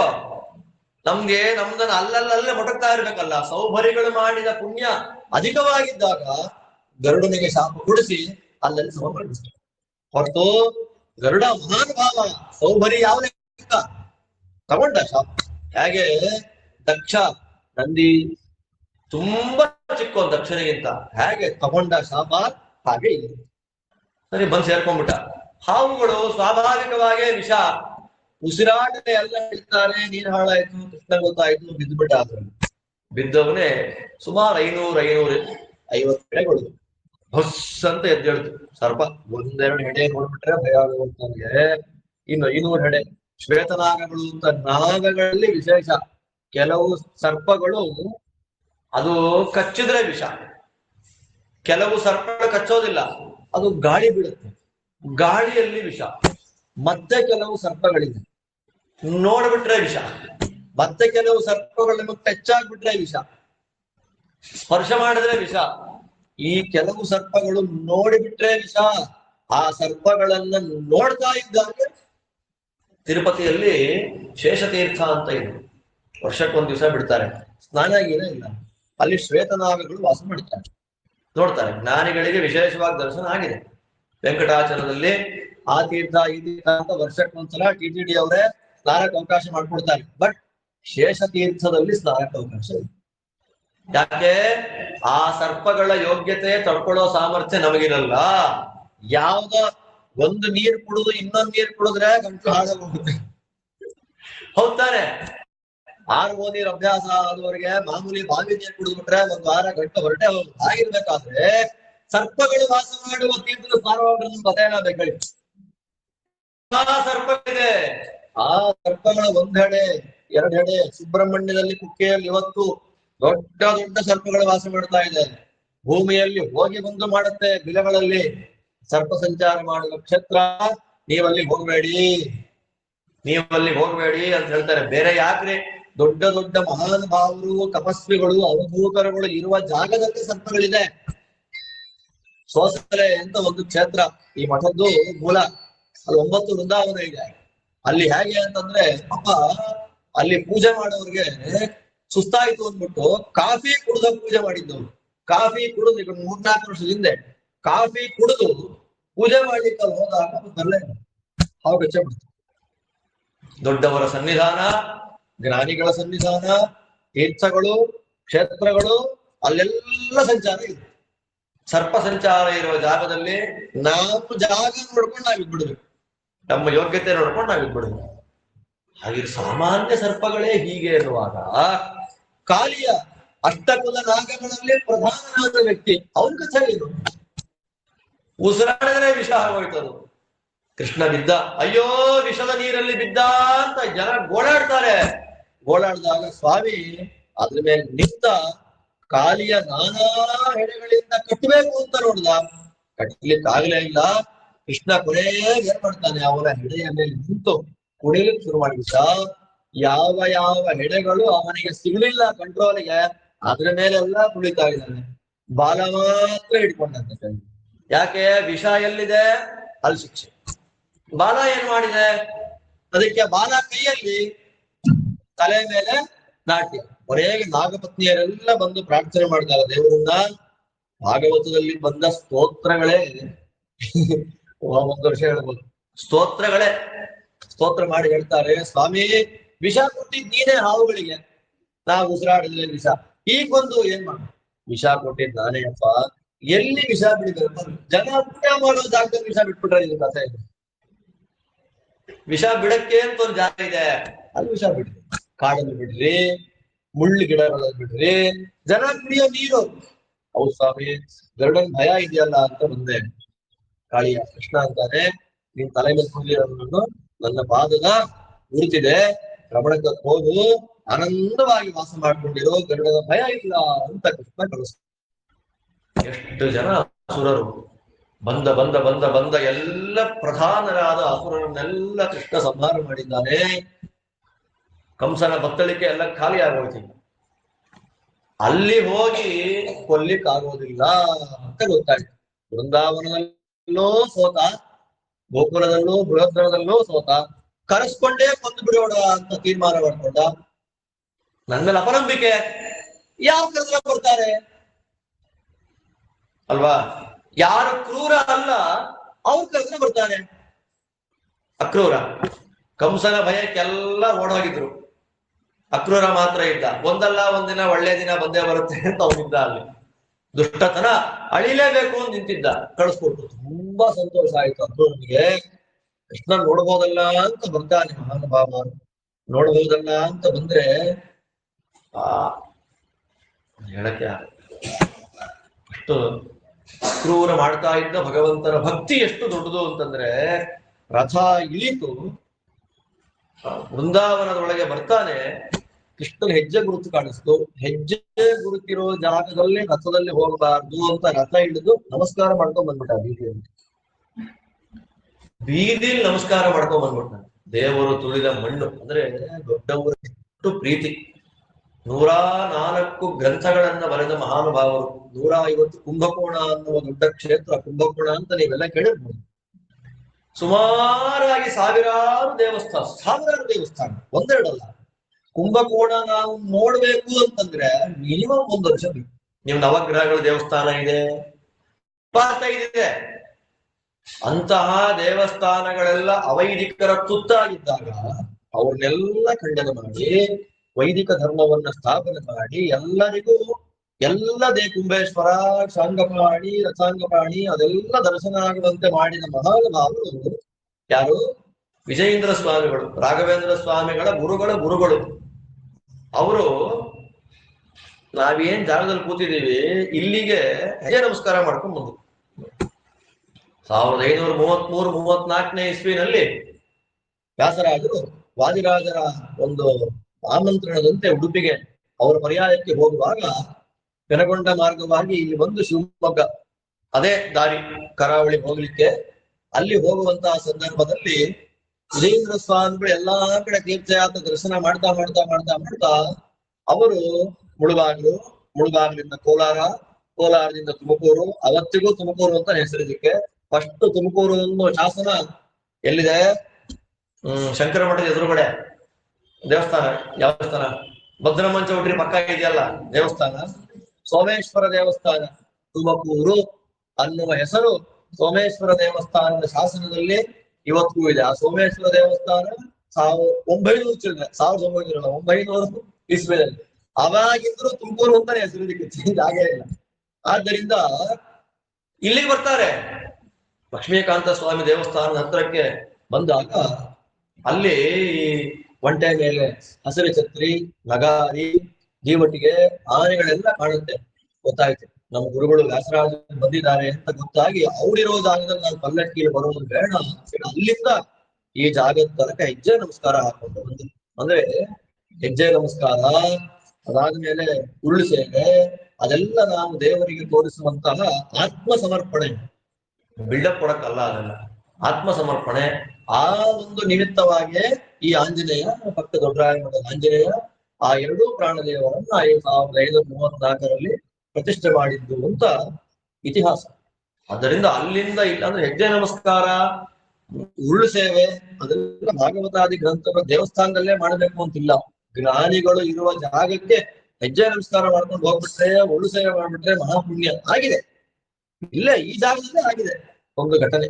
ಆದ್ದರಿಂದ ಅಕ್ರೂರ ದೇವರ ಪಾದ ಧೂಳಿ ಮೈ ಮೇಲೆ ಬೀಳಿ ಅಂತ ಉರುಳಿ ಹೋಗ್ತಾನೆ. ಎಲ್ಲಿ ಮೈಯದ ಕೆಸರು ಯಾವುದೂ ಕಡಿಮೆ ಮಾಡ್ಲಿಲ್ಲ ಮಹಾನುಭಾವ. ಉಳ್ಕೊಂಡು ಹೋಗಿ ಕೃಷ್ಣದೇವರ ಮನೆ ಮುಂದೆ ಬಂದ. ಸಾಯಂಕಾಲ ಆಗಿದೆ, ಕರು ಪಕ್ಕ ನಿಂತ್ಕೊಂಡಿದ್ದಾನೆ. ನೀಲಿ ಬಣ್ಣ ಶರೀರ, ತಲೆಯಿಂದ ಕಾಲ್ ತನಕ ನೀಲಿ. ನಮಸ್ಕಾರ ಮಾಡ್ಬಿಟ್ಟ. ಎತ್ತಿಡ್ದ ಅಕ್ರೂರ ಕೃಷ್ಣ. ಮಾತಾಡ್ಲಿಕ್ಕೆ ಹೋದ, ಮಾತು ಕಥೆ ಎಲ್ಲ ಏನಿಲ್ಲ. ಫಸ್ಟ್ ಊಟ ಮಾಡ್ಕೊಂಡು ಬಂದವರಿಗೆ ಏನ್ ಬಂದಿದ್ ಹೇಳಿ ಫಸ್ಟು, ಆಮೇಲೆ ಮಿಕ್ಕಿದ್ದಲ್ಲ. ಅಲ್ಲ ತಗೊಳ್ಳಿ, ಅವತ್ತು ಏನಿತ್ತೋ ಎಲ್ಲ ಮಿಕ್ಕಿದ್ದೆಲ್ಲ ಆಮೇಲೆ ಬಾ ಹೇಳಿ ಊಟಕ್ಕೆಲ್ಲ ಬಿಟ್ಟು 5ನೇ ದಿನ ಏನಪ್ಪಾ ಕೆಲಸ? ಸ್ವಾಮಿ ಕಂಸ ಕರೆದಿದ್ದಾನೆ, ಅವನು ಉಪಚಳ ಸಿಕ್ಕಾಪಟ್ಟೆ ಆಗಿದೆ, ಏನ್ ಮಾಡ್ಬೇಕು ಅಂತ ಗೊತ್ತಿಲ್ಲ ಸ್ವಾಮಿ, ಉದ್ಧಾರ ಮಾಡ್ಬೇಕು ನೀನು ಅಂದಾಗ ಬರ್ತೀನಿ. ಕಾಡ್ಗಿಚ್ಚಂತೆ ಸುದ್ದಿ ಹರಡ್ಬಿಡ್ತು, ಎಲ್ಲಾ ಕಡೆ ಹರಡ್ಬಿಡ್ತು ಗೋಕುಲದ ವೃಂದಾವನದಲ್ಲಿ. 4ನೇ ದಿನ ಬೆಳಗ್ಗೆ ಕೃಷ್ಣ ರೆಡಿಯಾಗಿದ್ದಾನೆ, ರಥ ಹತ್ತಿದ್ದಾನೆ, ಸಾವಿರಾರು ಗೋಪಿಕಾಸ್ತ್ರೀಯರು ಬಂದು ನಿಂತಿದ್ದಾರೆ. ತಿರುಗಿ ನೋಡ್ಲಿಲ್ಲ. ಒಳ್ಳೇದಾಗ್ಲಿ ಅಷ್ಟೇ ದೇವ್ರಿಗೆ. ಅಂದ್ರೆ ನಮ್ಮ ಯೋಗ್ಯತೆ ಎಷ್ಟೋ ಅಷ್ಟೇ ಅನುಗ್ರಹ. ಎಕ್ಸ್ಪೆಕ್ಟ್ ಜಾಸ್ತಿ ನಾವು ಮಾಡ್ಲೇಬಾರ್ದು. ನಮ್ಗೆ ಕಡಿಮೆನೂ ಕೊಡಲ್ಲ, ಜಾಸ್ತಿನೂ ಕೊಡಲ್ಲ. ನಮ್ಗೆ ಯಾವಾಗ ಏನ್ ಕೊಡ್ಬೇಕು ಅಂತ ಅವನಿಗೆ ಕೊಡ್ತಾನೆ. ಗೋಪಿಕೆಯರು ನೀನು ಹೊರಡಯ ಮುಂದೆ ಅಂದ ಅಕ್ರೂರ. ಕರ್ಕೊಂಡು ಬಂದ. ಮಧ್ಯಾಹ್ನ ಆಗಿದೆ, ಯಮುನಾ ನದಿಯಲ್ಲಿ ಸ್ನಾನ ಮಾಡಿ ಮಾಧ್ಯಾಹ್ನಿಕವನ್ನು ಮಾಡಬೇಕು ಅಂತ ನೋಡುವಾಗ ಪ್ರತಿನಿತ್ಯ ಶೇಷದೇವರು ಕಾಣ್ತಾ ಇದ್ರು. ಶೇಷನಿಗೆ ದಶಾವತಾರಗಳು ತೋರಿಸ್ಬಿಟ್ಟಾರೆ. ಎದ್ದು ನೋಡ್ತಾನೆ, ರಥದಲ್ಲಿ ಕೃಷ್ಣ ಕೂತಿದ್ದಾನೆ, ಮುಳುಗಿ ನೋಡ್ತಾನೆ, ಅಲ್ಲೂ ಕೂತಿದ್ದಾನೆ. ಎಂಥ ಅಪರೂಪದ ಭಾಗ್ಯ ಅಕ್ರೂರನಿಗೆ. ಕರ್ಕೊಂಡು ಬಂದ ಮೇಲೆ ಮಥುರೆಯ ಉಪವನಕ್ಕೆ ಕರ್ಕೊಂಡು ಬಂದ್ಮೇಲೆ ಅಕ್ರೂರ ಅಂತಾನೆ, ಕೃಷ್ಣ ಮನೆಗೆ ಬರಲ್ಲ, ನಾಳೆ ಬರ್ತೀನಿ, ನೀವು ಮನೆಗೆ ಹೋಗಿಲ್ಲ. ಹೆಂಗಿದೆ ಊರು? ಸರಿ ಮಾಡ್ಬೇಕು, ಕಾಲಕ್ಕೆ ಏನೇನ್ ಮಾಡ್ಬೇಕು ಎಲ್ಲ ಮಾಡ್ತಾ ಇದೆಯಾ ಅಲ್ವಾ? ಸ್ನಾನ, ದೇವ್ರ ಪೂಜೆ, ಅಧ್ಯಯನ ಎಲ್ಲ ಮಾಡ್ತಾ ಇದೆಯಾ ಅಲ್ವಾ ಅಂತ ಕೇಳಿದಾಗ ಕೃಷ್ಣನ ಕಾಲು ಗಟ್ಟಿಯಾಗಿ ಹಿಡಿದು ಅಕ್ರೂರ ಮಾಡಿದ ಅದ್ಭುತವಾದ ಪ್ರಾರ್ಥನೆ, ಸ್ವಾಮಿ ಈಜು ಅಂತ ಬಿಸಾಕ್ಬಿಟ್ಟಿದ್ದಾರೆ ನೀರೊಳಗೆ, ಕಲ್ಲು ಕಟ್ಟಿಬಿಟ್ಟಿದ್ದಾರೆ. ಕಲ್ಲಿನ ಗಣನೆ ತಗೊಂಡ್ರೆ ಈಜಲಿಕ್ಕಾಗಲ್ಲ. ಕಲ್ಲನ್ನ ನನಗ್ ನಾನೇ ಬಿಸಾಕ್ಲಿಕ್ಕೆ ಆಗ್ತಾ ಇಲ್ಲ. ಕಲ್ಲಿನ ಭಾರ ತಡಿಲಿಕ್ಕಾಗದೆ, ಮುಳುಗ್ಲಿಕ್ಕೂ ಆಗಲ್ಲ, ಈಜಲಿಕ್ಕೂ ಆಗಲ್ಲ. ನಾನು ಏನ್ ಮಾಡ್ಬೇಕು ಇವಾಗ ಅಂದ ಕೃಷ್ಣ ಅಂತಾರೆ, ನನ್ನ ಕಾಲೇ ಸಂಸಾರ ಸಮುದ್ರವನ್ನು ದಾಟಿಸುವ ಹಡಗು. ಎಂಥ ಪ್ರಾರ್ಥನೆ! ಕೃಷ್ಣ ತತ್ಪಾದಪೂತಂ ಪ್ರದಿಶ. ದೊಡ್ಡ ಸೇತುವೆ, ಸಂಸಾರ ಸಾಗರಕ್ಕೆ ಸೇತುವೆ ಅದು, ರಾಮ ಸೇತುವೆ, ಕೃಷ್ಣ ಸೇತುವೆ. ಅದನ್ನ ಮೇಲೆ ಹತ್ತು ಬಿಟ್ರೆ ಅನಾಯಾಸವಾಗಿ ಹಾಕೊಂಡು ಹೋಗುವುದು, ಉದ್ಧಾರ ಮಾಡಿದಾಗ ಹಾಗೆ ಆಗ್ಲಿ ಅಂತ ಆಯ್ತು. ಮರುದಿನ ಒಳ್ಳೆ ವೇಷ ಹಾಕೊಂಡು, ಹಳ್ಳಿ ವೇಷ ಹಾಕೊಂಡು ಬಂದಿದ್ದಾರೆ. ಹಳ್ಳಿಗಳ ವೇಷ ಇದು ಸರಿಗಿಲ್ಲ, ಜನ ಆಡ್ಕೊಂತಾರೆ ಅಂತ ಊರಿಗೆ ಬಂದ್ರು. ಅಲ್ಲಿ ಬಟ್ಟೆ ಅಂಗಡಿಗೆ ಹೋಗಿ ಬಟ್ಟೆ ಹಾಕೊಂಡ್ರು, ಕಟಿಂಗ್ ಶಾಪ್ ಮಾಡಿಸ್ಕೊಂಡ್ರು. ಎಲ್ಲ ದೇವರಿಗೆ ಅವನಿಗಿಂತ ಭಿನ್ನವಾದ ಕೂದಲೇ ಇಲ್ಲ, ತೋರಿಸ್ದ ಒಟ್ಟಿನಲ್ಲಿ. ಹಾರದ ಅಂಗಡಿಗೆ ಹೋಗಿ ಹಾರ ಹಾಕೊಂಡ್ರು. ಅಗಸ ಬಟ್ಟೆ ಕೊಡೋ ಅಂದ, ಕೊಡಲ್ಲ ಹೋಗುವಂದ್ರು, ಪಡೆದೇ ಬಿಟ್ಟ. ಅಗಸನಿಗೆ ಪಾರ್ವತಿ ವರ, ದುಷ್ಟ ರಾಕ್ಷಸ, ಪಡೆದು ಬಿಸಾಕ್ಬಿಟ್ಟ. ಇನ್ನೊಬ್ಳು ತ್ರಿವಕ್ರ ಅಂತ, 3 ಕಡೆ ವಕ್ರ ಅವಳ ದೇಹದಲ್ಲಿ. ಅವಳ ಕೆಲಸ ಗಂಧ ಮಾಡೋ ಕೆಲಸ. ದೇವರಿಗೆ ಗಂಧ ಕೊಟ್ರೆ ಒಳ್ಳೆ ನೇರವಾದ ಮನಸ್ಥಿತಿಯನ್ನು ಗಂಧದ ಉಂಡೆ ಮಾಡಿಡ್ಬೇಕು ಸಾಲಿಗೆ ಮೇಲೆ. ಆದ್ದರಿಂದ ಗಂಧ ಕೊಡು, ಇದು ಕಂಸನಿಗೆ ಇಟ್ಟಿದ್ ಗಂಧ ನಿಂಗೆ ಹಾಕಿ, ಕೊಡಮ್ಮ ಹಚ್ಕೊಂತೀನಿ. ಕೇಳ್ತಾ ಇದ್ದಾರೆ ಅಂತ ಕೊಟ್ರು, ಹಚ್ಕೊಂಡ್ಬಿಟ್ಟ. ಉದ್ಧಾರ ಮಾಡಿಸ್ಬೇಕು. ಅವಳ ಕಾಲ ಮೇಲೆ ಕಾಲ ಹಾಕಿ ಗಲ್ಲ ಕೈಗೆ ಎತ್ಬಿಟ್ಟ. ನೆಟ್ಗೆ ಬಂತು, ಟಕ್ ಟಕ್ ಟಕ್ ಅಂತಷ್ಟೇ ರೆಡಿ ಆಗೋದು. ಸ್ವಾಮಿ ನಮ್ಮನೆಗ್ ಬಾ ಅಂತ ಕರೆದಾಗ, ಇವಾಗಿಲ್ಲ, ರೆಸ್ಟ್ ಮಾಡಿ ನಿಮ್ಮ ಮನೆಗೆ ಬರ್ತೀನಿ, ಕಂಸನ್ ಕೊಂದು ಅಂತ ಹೇಳಿದ್ಮೇಲೆ ಕಂಸನನ್ನ ಕೊಂದು ಅವಳ ಮನೆಗೆ ಹೋಗಿ ಅವಳಿಂದ ವಿಶೇಷವಾದ ಅನುಗ್ರಹವನ್ನು ಮಾಡಿದ್ದಾನೆ ಕೃಷ್ಣ. ಅಲ್ಲಿಂದ ಇನ್ನು ಮುಂದಕ್ಕೆ ಶಿವಧನುಸ್ಸನ್ನ ಮುರಿದಾಕ್ಬಿಟ್ಟ. ಕಂಸನಿಗೆ ಭಯ ಆಯ್ತು. ಸ್ಕಂದನ ಅನುಗ್ರಹ, ಪಾರ್ವತಿ ಅನುಗ್ರಹದಿಂದ ಕೂಡಿದ ಒಂದು ಆನೆ ಮತ್ತು ಮಾವುತ, ಕುವಲಯ ಪೀಡ ಅಂತ ಅವ್ರ ಹೆಸರು. ಅದನ್ನ ಭಾಗದಲ್ಲಿಟ್ಟ. ಚಾಡೂರು ಮುಷ್ಟಿಕರು ಅಂತ ಅವ್ರು ಆಂಧ್ರದವರೆಲ್ಲ, ಆಂಧ್ರದಿಂದ ಕರೆಸ್ಕೊಂಡಿದ್ದ ಅಲ್ಲಿಗೆ ಒಳ್ಳೆ ಜಟ್ಟಿಗಳು, ಅವ್ರನ್ನ ಇಟ್ಟ. ಮಾರನೇ ದಿನ ಬೆಳಗ್ಗೆ ಆಯ್ತು, ಕೃಷ್ಣ ಬಲರಾಮರಿಬ್ಬರು ಬರ್ತಾರೆ. ಆ ಕೋಲೆಯ ಪೀಡ ಆನೆಯನ್ನು ಸುತ್ತಿಸಿ ಕೊಂದಾಕ್ಬಿಟ್ರು. ಒಬ್ಬೊಬ್ಬರು ಭುಜದ ಮೇಲೆ ಒಂದೊಂದು ದಂತ ಇಟ್ಕೊಂಡು ಒಳಗೆ ಹೋಗ್ತಾರೆ. ಒಳಗಡೆ ಹೋಗಿ ಕೃಷ್ಣ ಒಬ್ಬೊಬ್ಬರಿಗೆ ಒಂದೊಂದು ತರ ಕಂಡು. ಮಲ್ಲರಿಗೆ ಮಿಂಚಂತೆ ಕಂಡ, ಒಳ್ಳೆ ಗಂಡಸರಿಗೆ ಮಹಾಪುರುಷನಂತೆ ಕಂಡ, ಹೆಣ್ಣು ಮಕ್ಕಳಿಗೆ ಮನ್ಮಥನಂತೆ ಕಂಡ, ಮಿಕ್ಕ ಎಲ್ಲ ಜ್ಞಾನಿಗಳಿಗೆ ದೇವತೆ ಅಂತ ಕಂಡ, ವಸುದೇವ ದೇವಕಿಯರಿಗೆ ಮಗನಂತೆ ಕಂಡ, ಕಂಸನಿಗೆ ಮೃತ್ಯು ಅಂತೆ ಕಂಡ. ಒಬ್ಬೊಬ್ಬರಿಗೆ ಒಂದೊಂದು ರೀತಿಯಲ್ಲಿ ದರ್ಶನ ಕೊಡ್ತಾ ಒಳಗೆ ಪ್ರವೇಶ ಮಾಡಿದ. ಚಾಡೂರು ಮುಷ್ಟಿಕರಿಬ್ಬರನ್ನು ಮುಗಿಸಿದರು. ಕಂಸನಿಗೆ ಭಯ ಆಯ್ತು. ಅಂದ್ರೆ ಕಂಸನನ್ನ ಒಂದೇ ಕ್ಷಣಕ್ಕೆ ಬಂದಿದ್ದೇವರು. 10 ವರ್ಷ ಭಯ, ಒಂದು ಕ್ಷಣಕ್ಕೆ ಮೃತ್ಯು. ಮೇಲಿಂದ ಎಳೆದ ಅಧರ್ಮ, ಮನೆಯಲ್ಲಿದ್ರು ನಾನದನ್ನ ಬಿಡಲ್ಲ ಅನ್ನೋದನ್ನು ತೋರಿಸ್ತಾ. ಅದಕ್ಕೆ ನೋಡಿ, ಪೂತನ, ಶಕಟಾಸುರ ಎಲ್ಲರೂ ಹೇಳುದು ಜಾತಃ ಕಂಸ ಪದಾರ್ಥಾಯ ಅಂತ ಹೇಳ್ತಾರೆ. ಇಂಥ ಕೃಷ್ಣ ಕಂಸನ ವಧೆಯನ್ನ ಮಾಡಿ ಅಸ್ಥಿಪ್ರಾಸ್ತಿ ಹೆಂಡತಿಯರು ಜರಾಸಂಧನ ಮನೆಗೆ ಕಳಿಸಿ, ಅಲ್ಲಿಂದ ಇನ್ನು ಮುಂದಕ್ಕೆ ತಂದೆ ತಾಯಿಗಳಿಗೆ ವಿಶೇಷವಾದ ನಮಸ್ಕಾರ ಮಾಡ್ತಾನೆ. ಉಪನಯನ ಮಾಡಿಸ್ಕೊಂಡ. ಉಜ್ಜಯಿನಿ ಕ್ಷೇತ್ರಕ್ಕೆ ಬರ್ತಾನೆ, ಸಾಂದೀಪಿನಿ ಆಶ್ರಮಕ್ಕೆ. ಅಲ್ಲಿ 64 ದಿನ ಬೇಕಾಯ್ತು ಅವರಿಗೆ ಪಾಠ ಮಾಡುತ್ತೆ. ಅವರ ಗುರುದಕ್ಷಿಣೆಯನ್ನ, ಸತ್ತು ಹೋದ ಮಗನನ್ನು ತಂದು ಕೊಟ್ಟು ಗುರುದಕ್ಷಿಣೆಯನ್ನ ಕೊಟ್ಟು ಬರುವಷ್ಟರೊಳಗೆ ಮಥುರೆಯನ್ನ ಹಾಳು ಮಾಡಬೇಕು ಅಂತ ಮಹಾಪ್ರಯತ್ನವನ್ನ ಮಾಡಿ ರೆಡಿಯಾಗಿದ್ದಾನೆ ಜರಾಸಂಧ. ಸುಮಾರು ಬಾರಿ ಯುದ್ಧಕ್ಕೆ ಬರ್ತಾನೆ. ಜರಾಸಂಧನನ್ನ ಮಾತ್ರ ಬಿಟ್ಟು ಮಿಕ್ಕೆಲ್ಲರನ್ನ ಮುಗಿಸ್ದ. ಅಲ್ಲೆಲ್ಲಿಂದಾನೋ ಯವನರನ್ನ ಕರೆಸ್ದ. ಕಾಲಯವನ.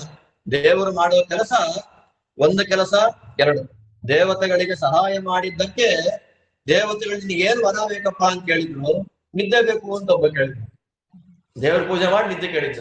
ಅವಾಗ ನಿದ್ದೆ ಮಾಡು ಉದ್ಧಾರ ಆಗ್ಬೇಕಲ್ಲ ಅಂತ ಮುಚುಕುಂದನನ್ನ ಉದ್ಧಾರ ಮಾಡಬೇಕು, ಮಾಂಧಾತ ಮಹಾರಾಜರ ಮಗ ಮುಚುಕುಂದ ಉದ್ಧಾರ ಮಾಡ್ಬೇಕು ಅವನನ್ನ ಅಂತ ಅವನ ಮೂಲಕ ಕಾಲಯವನನ್ನ ಸಂಹಾರ ಮಾಡಿಸಿದ್ದಾನೆ ಸ್ವಾಮಿ.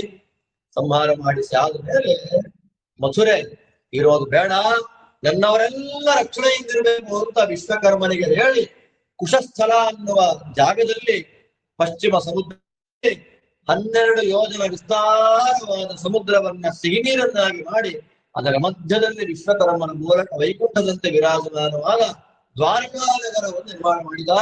ರಾತ್ರಿಯವರೆಲ್ಲ ಮಲಗಿದ್ದು ಮಥುರೆಯಲ್ಲಿ, ಬೆಳಗ್ಗೆ ಎದ್ದಿದ್ದು ದ್ವಾರಕೆಯಲ್ಲಿ. ಹಾಗೆ ಸ್ವಾಮಿ ತನ್ನವರನ್ನೆಲ್ಲರನ್ನ ದ್ವಾರಕೆಗೆ ಶಿಫ್ಟ್ ಮಾಡಿಸಿ ವಿರಾಜಮಾನನಾಗಿರುವ ಸಂದರ್ಭದಲ್ಲೇ ಒಬ್ಬ ಬ್ರಾಹ್ಮಣನ ಮೂಲಕ ಕೃಷ್ಣನಿಗೆ ಒಂದು ಪ್ರೇಮದ ಪತ್ರ ಬರುತ್ತೆ. ಆ ಪ್ರೇಮದ ಪತ್ರದ ಮೂಲಕ ಕೃಷ್ಣನ ಇನ್ನೊಂದು ಮುಖದ ಅನಾವರಣ, ಗಾರಸ್ಥ ಜೀವನ, ರಾಜಕೀಯ ಮುತ್ಸದ್ದಿ, ಭಕ್ತರಿಗೆ ಅನುಗ್ರಹ, ದ್ವಾರಕೆಯಲ್ಲಿ ವಿರಾಜಮಾನವಾದ ಭಗವಂತನ ಇನ್ನು ಉಳಿದ ಸುಮಾರು 40-45 ಅಧ್ಯಾಯಗಳ ಅನುಸಂಧಾನವನ್ನು ಮತ್ತೆ ನಾಳೆ ಮಾಡಿ ಕೃಷ್ಣನಿಗೆ ಸಮರ್ಪಣೆ ಮಾಡೋಣ ಅಂತ ಹೇಳ್ತಾ ಶ್ರೀಕೃಷ್ಣ ಅಂತ